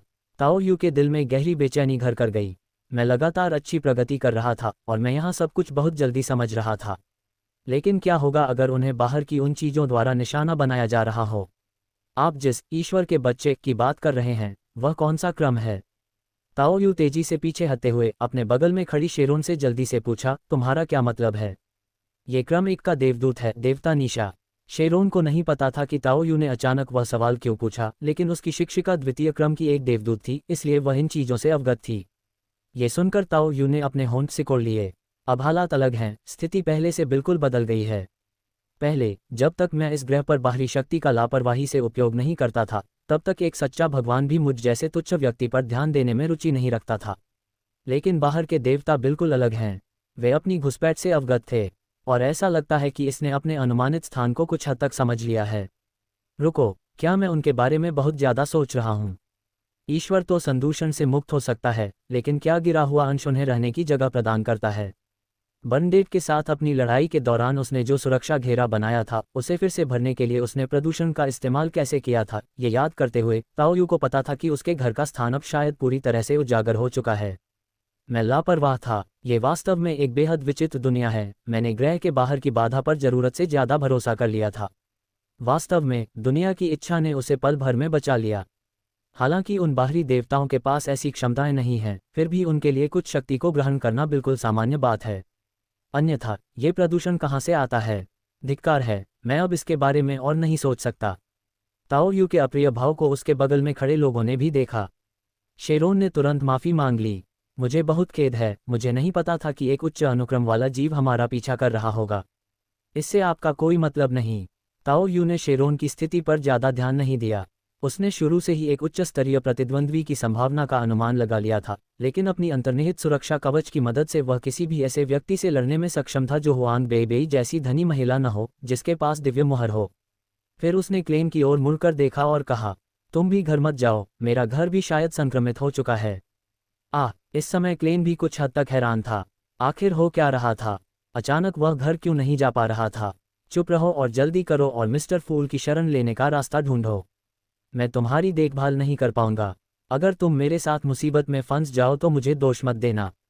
ताओ यू ने संक्षेप में याद दिलाया और फिर उन तीनों की ओर दोबारा देखा। अलविदा। या तो किसी धार्मिक चर्च में छिप जाओ या बैकलैंड छोड़ दो। यहाँ कुछ बड़ा होने वाला है। इतना कहकर ताओ यू अंधेरे में गायब हो गया और बिना कोई निशान छोड़े ओझल हो गया। क्या ये सीधा रिटर्न होगा या फिर छुट्टी मनाने के लिए $10 लाख का भुगतान? आपकी हालत इतनी दयनीय कैसे हो सकती है? आपको कम से कम कुछ पैसे कमाने की कोशिश तो करनी चाहिए। क्या मुझे रात्रि के गिरजाघर में जाकर अपने पापों को स्वीकार करना चाहिए? नहीं, अंततः आपको खुद पर ही भरोसा करना होगा। मुझे विश्वास नहीं होता कि आप बैकलैंड में बिना किसी परेशानी के एक दिन में सीक्वेंस बना सकते हैं। जब तक लक्ष्य सीधे तौर पर आपका पीछा करना नहीं है, तब तक आपके पास दांव पेच खेलने का एक तुरुप का पत्ता है। ताओ यू की आंखें सख्त हो गईं, और जैसे ही वह परछाइयों के बीच से तेज गति से आगे बढ़ा, उसने अपने छायादार टेंटेकल्स को फैलाकर सीक्वेंस 4 के असाधारण आइटम आयरन ब्लडड नाइट को पूरी तरह से घेर लिया। पाचन की चिंता छोड़ो, बस मेरा पेट भर दो। Boom tilde. ताओ यू, जिसके शरीर में अभी भी अपचित औषधि का अवशेष था और जिसने कोई अनुष्ठान भी नहीं किया था, लौह रक्त वाले शूरवीर के गुणों को अवशोषित करने के तुरंत बाद एक भयंकर झटके का शिकार हो गया। ऐसा लग रहा था मानो उसके शरीर को पूरी तरह से टुकड़ों में काट दिया गया हो। नहीं, इसे काटकर सड़े हुए मांस का ढेर बना दिया गया है। हालांकि रोज बिशप के प्रभाव और ताओ यू के स्वयं के राक्षसी रूपांतरण के तहत और लगभग सभी पोषक घोल का सेवन करने के बाद ताओ यू ने धीरे धीरे इस भयानक दुष्प्रभाव पर काबू पा लिया और फिर सुधर गया। मैं भी एक अर्धदेवता हूँ। फिर भी काफ़ी नहीं, अभी भी काफ़ी नहीं है। ताओ यू बाहर मौजूद उन रहस्यमयी चीज़ों के बारे में सोचने की हिम्मत भी नहीं करता था, लेकिन उसने दूसरे क्रम के स्वर्गदूतों और पहले क्रम की सीलबंद कलाकृतियों दोनों का अनुभव किया था। देवदूतों के बीच का अंतर बहुत अधिक है। दैवीय शक्ति और उसकी अपनी क्षमताओं के बावजूद पूरी तरह से मुक्त होने पर भी एक महत्वपूर्ण अंतर बना रहता है। ये जीवन के स्वरूप में एक मौलिक अंतर है। मेडिसी के शब्दों में, ये पहले से ही एक ऐसा स्तर है जो तारों का चिंतन करने और प्रदूषण का प्रतिरोध करने में सक्षम है। इसलिए इस गतिरोध को तोड़ने का एकमात्र तरीका यही है कि इस कमी को पूरा करने के अन्य तरीके खोजे जाएं। ऑरोरा सोसाइटी और डायन पंथ, अब हमें इसके बारे में चिंता करने की कोई ज़रूरत नहीं है। स्टॉप। अध्याय 486 अतिरिक्त सैनिकों को आमंत्रित करना। अध्याय 486 अतिरिक्त सैनिकों को आमंत्रित करना। क्या तुम्हारे साथ कुछ गड़बड़ है? ईव ने अपने दरवाजे पर आए ताओ यू को देखा और महसूस किया कि उसकी अनियंत्रित आध्यात्मिकता उससे उमड़ रही है, जिसे वह बिल्कुल भी नियंत्रित नहीं कर पा रहा है। अभी अभी सफलता हासिल की, और यह एक बहुत ही कठिन उपलब्धि थी। क्या तुम पागल हो? अगर तुमने इस प्रगति को पूरी तरह से नहीं समझा तो तुम मर जाओगे। ईव के शब्दों ने ताओ यू को अपनी खून जैसी लाल आंखें खोलने पर मजबूर कर दिया। मुझे पता है, लेकिन अगर मैं आगे नहीं बढ़ा तो हालात और भी पेचीदा हो सकते हैं। मैं जानना चाहता हूं कि आप अभी ऑनलाइन कहाँ हैं, और ऑरोरा क्लब का क्या हाल है। ताओ यू की बातों से ईव हैरान रह गई। फिर उसने आह भरी और कहा, वे ज़रूर कोई साजिश रच रहे होंगे। मैं वहां नहीं पहुंच सकता, लेकिन मुझे अंदाज़ा है कि वे कहाँ हैं। ठीक है, मुझे बस अनुमानित स्थान चाहिए। साथ ही डायन पंथ से निकलने के बाद मुझे लगता है कि तुम नाइट के लिए मुखबिर बन सकते हो और सुरक्षा प्राप्त कर सकते हो। ... ऑरोरा सोसाइटी और डायन पंथ से निपटना। बर्नडेट ताओ यू को अपने दरवाजे पर आते देखकर और उससे निकलने वाली आध्यात्मिक ऊर्जा को देखकर काफ़ी आश्चर्यचकित हुई। उसकी आंखों में एक झिलमिलाहट के साथ उसे एहसास हुआ कि दूसरा पक्ष एक अर्धदेव बन गया है। हालांकि प्रतिद्वंदी ने पिछली बार जबरदस्त शक्ति का प्रदर्शन किया, लेकिन इसमें कोई संदेह नहीं है कि क्रम में वास्तव में कोई समस्या है। इस बार मामला अलग है। सही, जब तीनों प्रमुख चर्चों ने उन्हें खत्म करने के लिए हाथ मिला लिया है, तो आप अभी भी मेरे पास क्यों आ रहे हैं? चर्च इस मामले में आपके लिए मुश्किलें पैदा नहीं करेगा। बर्नडेट थोड़ी अजीब है। मुझे उनके असाधारण गुणों की आवश्यकता है, और क्या 3 प्रमुख चर्चों द्वारा अस्थायी रूप से भेजे गए लोग आपसे बेहतर हो सकते हैं? ताओ यू के शब्दों ने बर्नाडेट को कुछ देर के लिए चुप कर दिया। ठीक है, लेकिन आप वास्तव में क्या करना चाहते हैं? ये तो पहले से ही किस्मत की बात है कि आप बिना किसी समस्या के उच्चतर क्रम में प्रवेश करने में कामयाब रहे। मैं तुम्हें एक रहस्य बता सकता हूँ, एक ऐसा रहस्य जिसे तुम नकार नहीं सकते। ताओ यू ने सीधे तौर पर जवाब नहीं दिया, बल्कि अपना वादा निभाया। उनकी बातों ने बर्नाडेट को बहुत कुछ सोचने पर मजबूर कर दिया और उसने बिना कोई और सवाल पूछे सिर हिला दिया। वे पहले जान की बाजी लगाकर लड़ रहे थे, लेकिन अब उन्होंने मदद करने का फैसला किया है। एक सहयोगी प्राप्त करने के बाद ताओ यू ने उस मूर्ख से प्रार्थना करना शुरू कर दिया, जिसने अब तक कोई प्रतिक्रिया नहीं दी थी। एक मूर्ख जो इस युग का नहीं है। उद्धरण चिन्ह ... मेरे पास एक ऐसा रहस्य है जिसके द्वारा मैं आपकी मदद के बदले में आपसे कुछ काम करवा लूंगा। क्लेन, जो धुंध में इंतजार कर रहा था, दर्द का मुखौटा पहने हुए था। मुझे तुम्हारे रहस्य नहीं चाहिए। क्या आपको जादूगर की मदद चाहिए? अगर तुम मुझे चाहोगे तो मैं आऊँगा, अगर नहीं चाहोगे तो मैं चला जाऊँगा। क्लेन जानता था कि उसके साथी ग्रामीण का अचानक गुस्सा फूटना और इलाज खोजने के लिए किए गए हताश प्रयास इस बात का संकेत थे कि कुछ गंभीर घटना अवश्य घटी होगी। क्लेन ने आह भरी, ये सोचते हुए कि क्या श्री अजिक से उसकी लगातार विनती वास्तव में उनकी सहायता प्राप्त कर पाएगी। आपको किस प्रकार की सहायता की आवश्यकता है? जब मिस्टर फूल ने आखिरकार जवाब दिया, तो ताओ यू की आंखों में हल्की सी चमक आ गई। ये प्रथम क्रम का कोई देवदूत हो सकता है, रोज स्कूल का ईश्वर का पुत्र हो सकता है, या फिर कोई बंधा हुआ देवता भी हो सकता है। बेशक, हम अन्य अधिक जटिल चीज़ों को भी नकार नहीं सकते। ताओ यू को यह नहीं पता था कि चंद्रमा पर या अंतरिक्ष में मौजूद उस चीज़ का कितना प्रभाव हो सकता है, लेकिन इन बातों को ध्यान में रखना ही काफ़ी होना चाहिए। इससे क्लेन, जो उस धुंध के ऊपर था, अवाक रह गया। क्या आप मुझे ज़रूरत से ज़्यादा आंक रहे हैं? मैं अब उन्हें मिस्टर अजिक कहकर बुलाने की हिम्मत नहीं करता। क्या ऐसा करना उन्हें मौत के मुंह में भेजने जैसा नहीं होगा? मुझे लगता है कि आप चर्च ऑफ द नाइट से संपर्क करने की कोशिश कर सकते हैं। हालांकि यह उनके लिए थोड़ा अनुचित हो सकता है, लेकिन क्लेन ने वास्तव में कोई वादा करने की हिम्मत नहीं की, क्योंकि उन्हें डर था कि उनके देशवासी स्थिति को गलत समझ सकते हैं। लेकिन अचानक ऐसा क्यों हो गया? इससे क्लेन को रोज स्कूल से उभरे सीक्वेंस 3 की याद आ गई, और साथ ही अपने देशवासी के रवैये में आए अचानक बदलाव की भी याद आ गई। अपने गांव वालों के रहस्यों और क्षमताओं को मिलाकर, क्या ऐसा हो सकता है कि कोई उस पर नज़र रख रहा हो? क्लेन को तुरंत अपने रहस्य का ख्याल आया और उसका चेहरा उतर गया। शायद कुछ और लोग भी मेरे बारे में सोच रहे हों। कौन सी उच्च स्तरीय संस्था धुंध का पता लगा सकती है? अब से मुझे शायद और भी ज़्यादा सावधान रहना पड़ेगा। सच्चे ईश्वर के चर्च में जाओ, यही तुम्हारा एकमात्र मौका है। मैं तुम्हें वह सहायता प्रदान नहीं कर सकता जिसकी तुम्हें इच्छा है। धुंध से बाहर निकलने से पहले क्लेन ने ताओ यू को एक और गंभीर चेतावनी दी। कोई बात नहीं, मैं पहले चर्च में शरण लेने जाऊंगा। कुछ पल हिचकिचाने के बाद क्लेन ने भाप और मशीनरी के देवता के चर्च को चुना और तूफान के गुजरने तक वहीं आसपास रुका रहा। ... सम्राट का स्वास्थ्य अभी पूरी तरह से ठीक नहीं हुआ है। अफसोस, शायद हमने उनके साथ कुछ ज़्यादा ही सख्ती बरती है। ताओ यू ने आह भरी। हालांकि फिलहाल इतना काफ़ी होना चाहिए, बशर्ते ये केवल ऑरोरा सोसाइटी और विच कल्ट पर एक अचानक हमला हो। भले ही उनके पक्ष में फरिश्ते भी हों, लेकिन बर्नाडेट के तुरुप के पत्ते के साथ वे अब भी एक बड़ा हंगामा खड़ा कर सकते हैं। ऐसे नाजुक समय में तीनों प्रमुख चर्चों पर स्वर्गदूतों का अवतरित होना स्वाभाविक है। ताओ यू ने अपनी चिंताओं को एक तरफ रख दिया और फिर अपनी प्रार्थना पूरी करने लगी, जिससे वह लगभग पूर्णता की स्थिति में प्रवेश कर गई। इस दुनिया में अर्धदेव बनने के बाद ताओ यू ने यह भी पाया कि प्रार्थना को अपनी शक्ति के साथ मिलाकर वह अपनी सारी शक्ति को इस प्रक्रिया में एकीकृत करने में सक्षम था। अंतर्निहित अवरोध का उपयोग किए बिना भी वह अपनी सामान्य अवस्था में बर्नाडेट से कम शक्तिशाली नहीं होनी चाहिए। फिर वे उस स्थान पर पहुंचे जिस पर उन्होंने बर्नाडेट के साथ सहमति जताई थी। बर्नाडेट ने ताओ यू से निकलने वाली अशुभ आभा को महसूस किया और उसके चेहरे पर आश्चर्य का भाव आ गया। क्या ऑरोरा सोसाइटी के सिर्फ एक आधार को लेकर इतना सावधान रहना वाकई जरूरी है? बर्नाडेट को ताओ यू की क्षमताओं के बारे में पता नहीं था, लेकिन असाधारण व्यक्तियों द्वारा मांगी जाने वाली कीमत को देखते हुए वह जानती थी कि दूसरी पार्टी को इसके लिए कुछ न कुछ चुकाना पड़ा होगा, ठीक वैसे ही जैसे पिछली बार दूसरी पार्टी ने पीछे हट गई थी। अगर हमारी किस्मत खराब रही तो शायद हमारा सामना सीक्वेंस 1 के किसी फरिश्ते से हो जाए और तब हमें चर्च का ध्यान आकर्षित करने का कोई तरीका ढूंढना होगा। ताओ यू की बातों से बर्नाडेट कुछ हद तक अविश्वास में पड़ गई। पहला क्रम, ये बैकलैंड है। नहीं तो आपको क्या लगता है कि मैं इतना सतर्क क्यों होता? एक रहस्यमय भूतिया आभा बिखेरते हुए ताओ यू ने बर्नाडेट की ओर देखते हुए आह भरी। इससे बर्नाडेट का चेहरा गंभीर हो गया। हाथ में सील ऑफ सील्स पकड़े हुए वह अच्छी तरह जानती थी कि यह स्तर कितना भयावह था। देवदूतों और साधारण उच्च क्रम वाले प्राणियों, यह एक गुणात्मक छलांग है। ... आप भी यहाँ क्यों आए हैं? पनाडिया ने अपने सामने खड़ी श्वेत संत कैटरीना को अत्यंत आश्चर्य से देखा। कैटरीना ने गंभीर लेकिन मोहक भाव से बात की। यह एक दैवीय संदेश है। कोई भविष्यवक्ता? क्या यह उस बच्चे की वजह से है? पेनाटिया ने उस विश्वासपात्र के बारे में सोचा जिसे राजकुमार के बगल में बैठाया गया था। नहीं, ऐसा इसलिए है क्योंकि हमारे क्रम में एक बाहरी व्यक्ति आ गया है और वह इसे पहले से कहीं अधिक गंभीरता से ले रहा है।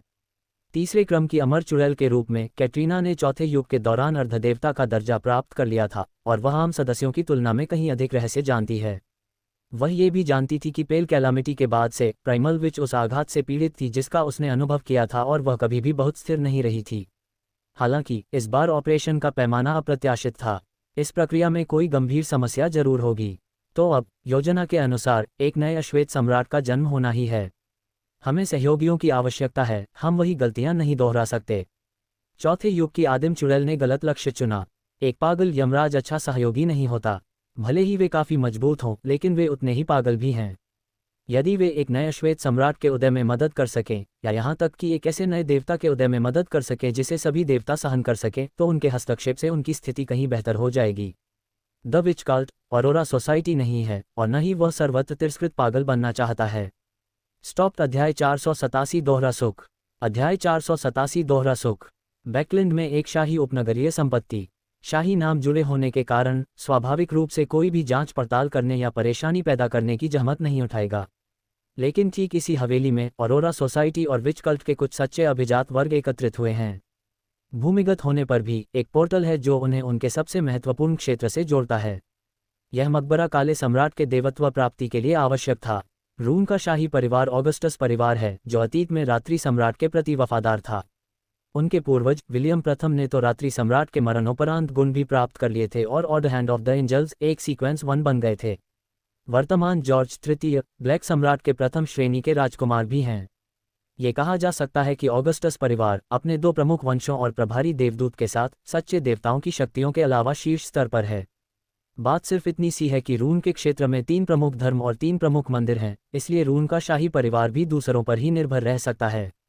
वे स्वाभाविक रूप से इस भावना से मुक्ति पाना चाहते थे। काला सम्राट ही वह अवसर था जिसकी उन्होंने तैयारी की थी। चूंकि जॉर्ज तृतीय पहले से ही राजा थे, इसलिए उनके पास समारोह को चुपचाप पूरा करने की संभावना थी, जिससे उन्हें 3 प्रमुख मंदिरों द्वारा ध्यान दिए जाने से बचने का अवसर मिला। हालांकि काले सम्राट के अनुष्ठान के लिए 9 विशाल मकबरों के निर्माण की आवश्यकता थी, जो एक विशाल कार्य था और जिसके लिए एक बड़ी आबादी की आवश्यकता थी। चाहे कितने भी बहाने क्यों न हो, बहुत सारी बातों को छिपाना अनावश्यक ध्यान आकर्षित करेगा। उदाहरण के लिए, ये पहले से ही खतरे से बाहर निकल रहा है और ऑरोरा क्लब को आगे आकर इसकी जिम्मेदारी लेनी होगी। हमें नफरत को आकर्षित करने से कोई आपत्ति नहीं है, बशर्ते हम प्रभु के आगमन का स्वागत कर सकें। प्रतिनिधि के रूप में श्री ए केवल अनुक्रम 5 के सदस्य थे, लेकिन उन्होंने बातचीत में चुड़ैल पंथ के 2 उच्च अनुक्रम सदस्यों के सामने अपनी बात मजबूती से रखी। ऑरोरा सोसाइटी के दूतों के रूप में वे अपने भगवान के प्रति गहरी निष्ठा रखते हैं। इन्हीं उत्कृष्ट गुणों के कारण ही जादूगरनी पंथ ने अब तक उन्हें सहन किया है और अब फल प्राप्त करने का समय आ गया है। बहुत बढ़िया। हालांकि पहले कुछ गलतफहमियां थीं, लेकिन अब हमारे हित एक मत हैं।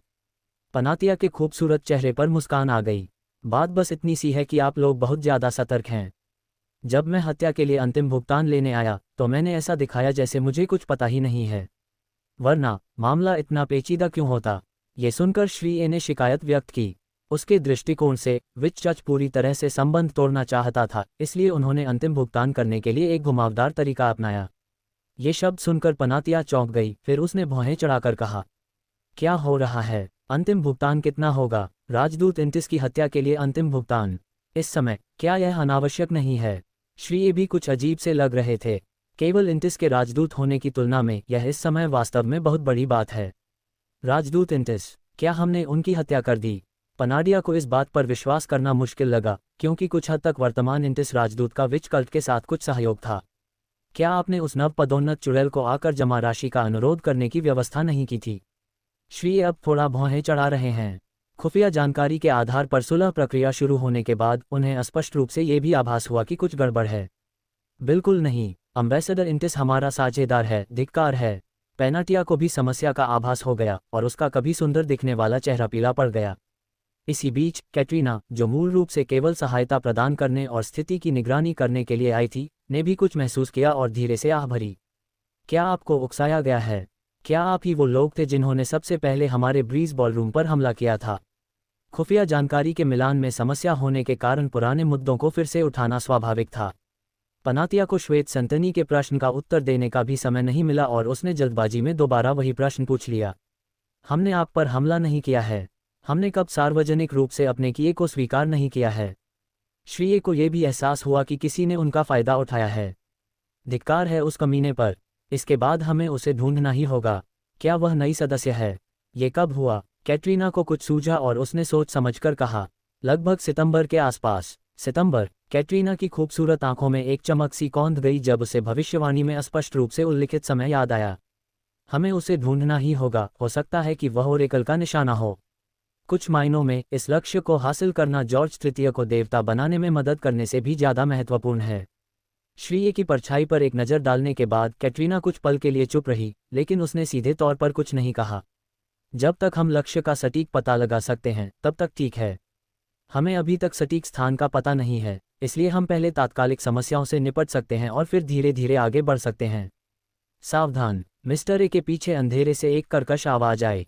इससे पहले कि वे कुछ कर पाते, कद्दू के लटकनों से सजी एक गाड़ी आत्माओं की दुनिया की बाधा को तोड़ते हुए सीधे घटनास्थल पर आ पहुंची। साथ ही घोड़ों के हिनहिनाने की आवाज भी सुनाई दी। इसके बाद वह सीधे भीड़ में जा गिरा। एक रहस्यमय पुनरागमन। Boom tilde. गाड़ी बीचों बीच जा टकराए और कान फाड़ देने वाली गर्जना के साथ चकनाचूर हो गई। एक आध्यात्मिक तूफान उमड़ रहा है। कैटरीना और पनाडिया दोनों ही उच्च कोटि की प्राणी हैं। यद्यपि हमला अप्रत्याशित था, लेकिन विचपात द्वारा दर्पणों के उपयोग और समझ ने उन्हें दर्पणों के विकल्प का उपयोग करके भागने में सक्षम बनाया।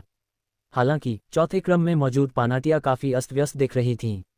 जहां तक मिस्टर ए की बात है, जो मूल रूप से सीक्वेंस 5 के सदस्य थे, भले ही उन्होंने कई आत्माओं को मुक्त किया था और उनके पास कई मार्ग थे, लेकिन उनके लिए इस तरह के पुनर्तः श्रेष्ठ दमन के तहत जीवित रहना मुश्किल होगा। लेकिन अचानक उसके पीछे अंधेरे में एक काली ढाल प्रकट हुई, जिसने उसे मजबूती से सुरक्षित कर लिया। विस्फोट के कारण वह उड़कर दूर जा गिरा। लगभग उसी समय आकाश से लताएं नीचे उतरीं, मानो उस क्षेत्र को दुनिया से अलग कर दिया हो और उसे एक स्वर्ग में ले जा रही हों। एक सीक्वेंस 3 और 2 सीक्वेंस 4 थोड़ी परेशानी वाली हैं, लेकिन ज़्यादा नहीं। बर्नडेट ने ताओ यू को विस्फोट से बचे हुए गाड़ी के मलबे से बाहर निकाला और अब घटनास्थल की पुष्टि हो गई थी। हालांकि भले ही उसने कहा हो कि यह कोई बड़ी समस्या नहीं है, फिर भी यहाँ 3 उच्च स्तर के दृश्य हैं और उनमें एक तीसरा क्रम भी है। इसी क्षण मिस्टर ए की छाया में छिपा हुआ केस्मा धीरे धीरे प्रकट हुआ और 2 या 3 मीटर ऊंचे एक काले दैत्य में तब्दील हो गया।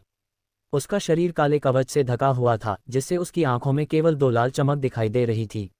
रहस्यमय पथ, चौथा भाग, काला योद्धा। रहस्यमयी रानी। वहां मौजूद सर्वोच्च पदस्थ प्राणी होने के नाते अमर चुड़ैल कैटरीना, जो अनुक्रम 3 से भी संबंधित थी, ने नवागंतुक की पहचान को पहचान लिया।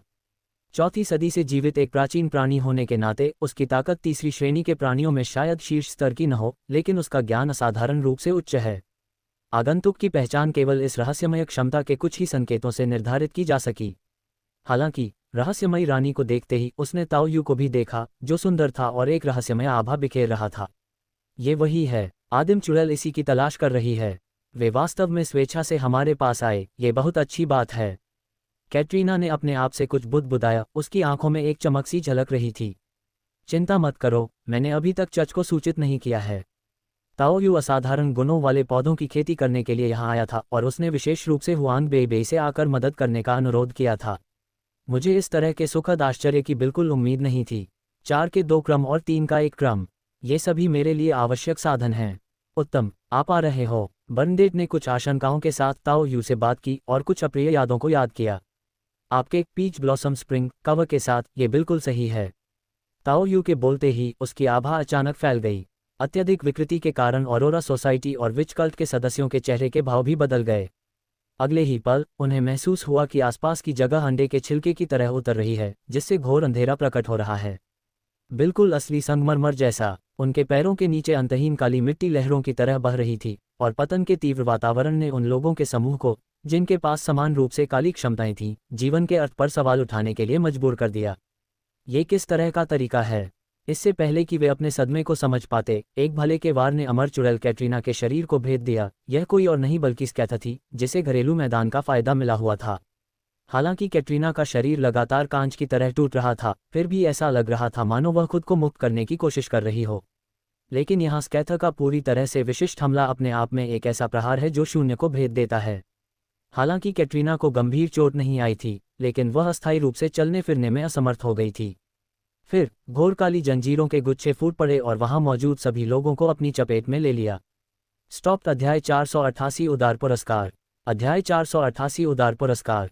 यह आदमी। बर्नडेट ने अपने खुद के अनुभव के बारे में भी सोचा, जहां प्रवेश करते ही वह अपनी जगह पर जम गई थी और फिर उस पर लगातार 3 हमले किए गए थे।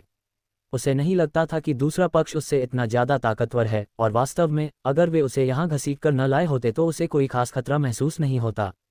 हालांकि इन तरीकों से निपटना बेहद मुश्किल है।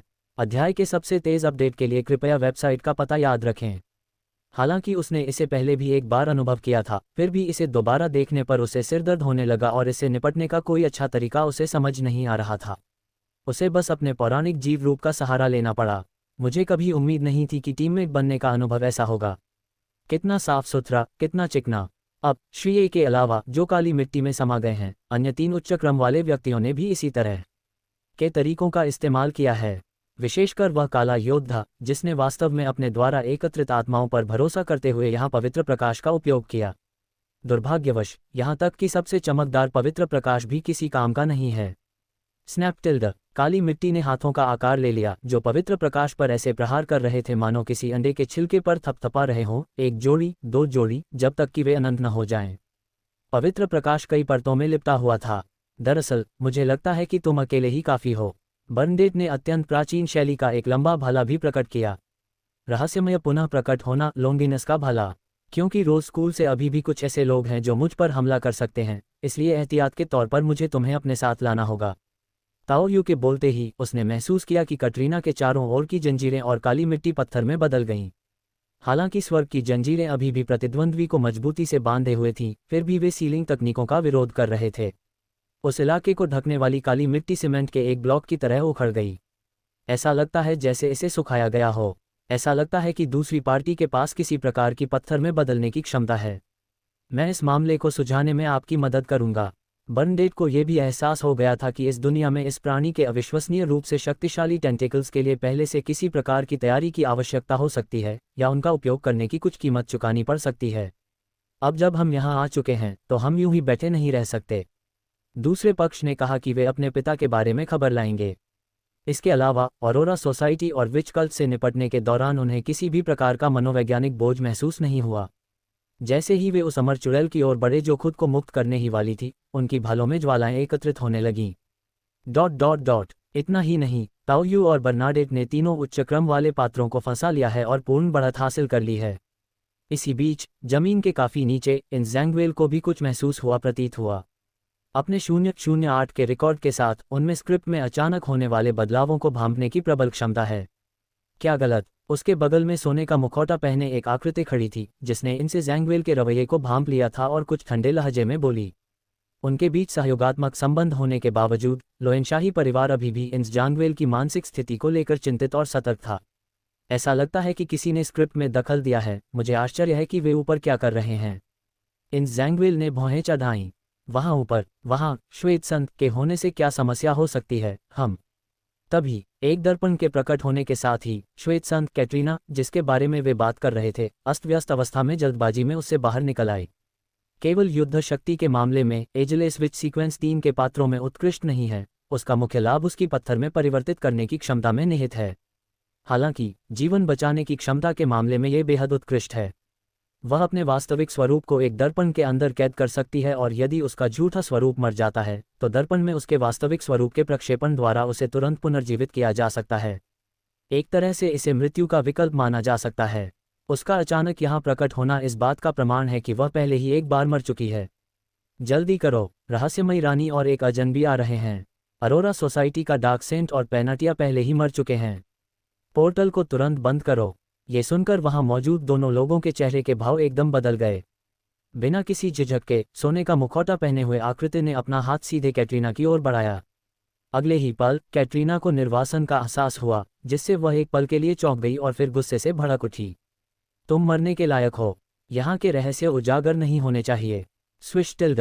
मौत से बाल बाल बचने और पुनरुत्थान के जरिए छिपने में कामयाब होने के बाद कैटरीना को अगले ही पल इस जगह से निर्वासित कर दिया गया।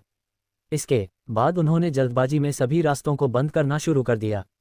दूसरी ओर ताओ यू, जो अभी भी कैटरीना की आभा की तलाश कर रहा था और नहीं चाहता था कि सीक्वेंस 3 की साधारण विशेषता हाथ से निकल जाए, हुआंग बेइबेई के साथ भूमिगत जाने ही वाला था। अगले ही पल उन्हें पता चला कि कैटरीना को वापस भेज दिया गया था। सावधान रहें, यह कोई उच्च स्तरीय तकनीक हो सकती है और इसमें कोई शक्तिशाली व्यक्ति शामिल हो सकता है। बर्नडेट के चेहरे पर दृढ़ता आ गई। वह जानती थी कि दूसरे पक्ष को इतनी आसानी से वापस भेज दिए जाने का मतलब यह था कि शायद पर्दे के पीछे कुछ बड़ा षड्यंत्र रचा जा रहा था। हाँ, मुझे सिर्फ वही चाहिए। ताओ यू ये भी जानता था कि उसे अपनी क्षमता से अधिक काम नहीं लेना चाहिए। ये पहले से ही एक अप्रत्याशित लाभ था और अधिक परेशानी पैदा करना उचित नहीं था। स्वर्ग की जंजीरें फिर से प्रकट हुईं और कैटरीना को भेद गईं, जबकि ताओ यू द्वारा अपने हाथ में उत्पन्न किया गया काला भाला पहले से ही उसे भेद रहा था। हालांकि यह उस दिव्य जादू जितना शक्तिशाली नहीं है जो यथार्थवादी संगमरमर के भीतर जादू उत्पन्न करने के लिए प्रतीकों का उपयोग करता है। हालांकि उसमें अभी भी एक गहरा 7 रंगों वाला प्रकाश था जिसने पहले से ही गंभीर रूप से घायल कैटरीना को अपनी ओर खींच लिया। 7 रंगों वाली धुंधली रोशनी ने मानो सब कुछ निगल लिया, फिर वह खामोश शून्यता में विलीन हो गई। उस स्थान पर केवल एक ही असाधारण विशेषता शेष रह गई थी।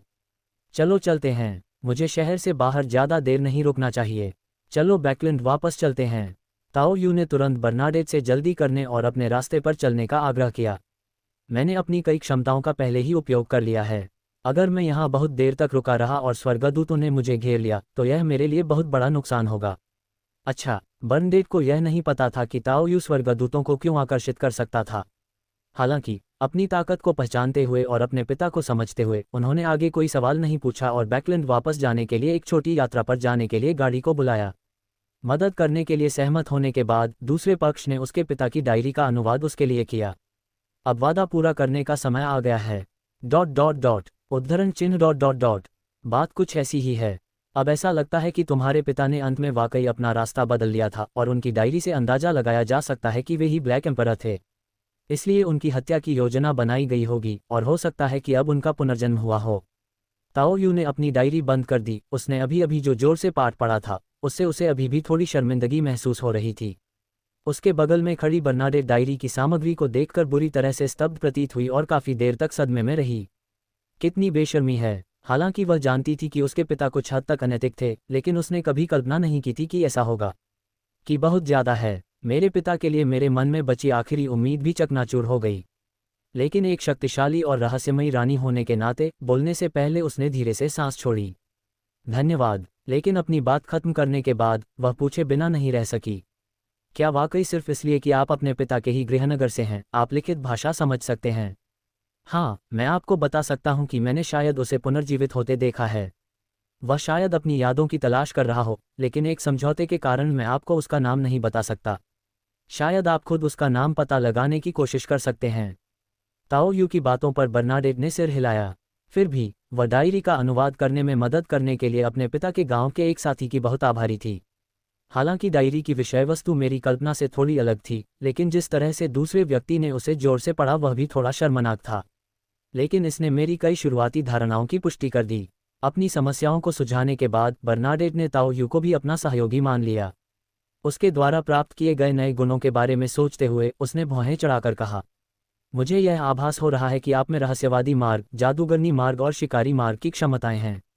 हालांकि मुझे नहीं पता कि आपने ये कैसे किया, लेकिन संभवतः आपने जबरदस्ती आगे बढ़ने से पहले इन्हें पूरी तरह आत्मसात नहीं किया था। अब जब आपने ये विशेषताएं प्राप्त कर ली हैं, तो क्या आप इन सभी को आत्मसात करने का इरादा रखते हैं? क्या अंशकालिक नौकरियां एक दूसरे के आसपास नहीं हैं? बर्नाडेट को यह मुश्किल लगता है, लेकिन अगर किसी को प्रार्थना और किसी महान शक्ति के आशीर्वाद से शक्ति प्राप्त हो जाती है, तो इसकी थोड़ी संभावना है कि यह संभव हो सकता है। लेकिन अब मुझे जो आभा और छवि दिखाई देती है, वह निश्चित रूप से वह नहीं थी। मुझे पता है, लेकिन समय मेरा इंतजार नहीं करेगा। ताओ यू पहले आसानी से वापस लौटना भी नहीं चाहता था। उसे डर था कि अगर वह वापस लौटा और फिर से लौट आया, तो उसका सीधा सामना स्वर्गदूतों से होगा। मुझे नहीं पता कि आप इतने निश्चित कैसे हो सकते हैं, लेकिन अगर वास्तव में ऐसी नौबत आती है, तो शायद हम चरवाहे की क्षमताओं का उपयोग करके उच्च क्रम वाले जानवरों को अस्थायी रूप से झुंड में लाने की कोशिश कर सकते हैं। बर्नाडेट ने आह भरी। उसे अभी अभी दूसरे पक्ष से मदद मिली थी और वह इतनी आसानी से मरना नहीं चाहती थी। चूंकि दूसरे पक्ष के पास एक साथ इतने सारे रास्ते मौजूद हैं, अगर वे वास्तव में उन सभी का उपयोग करना चाहते हैं, तो उसकी नज़र में यह आत्महत्या के समान होगा। धन्यवाद, मैं इस पर विचार करूंगा। ताओ यू ने कोई स्पष्टीकरण नहीं दिया। इन गुणों को प्राप्त करने के बाद भी किसी कारणवश वह अब भी बेचैन महसूस करता था। ऐसा लग रहा था मानो कोई लगातार उन पर नजर रख रहा हो।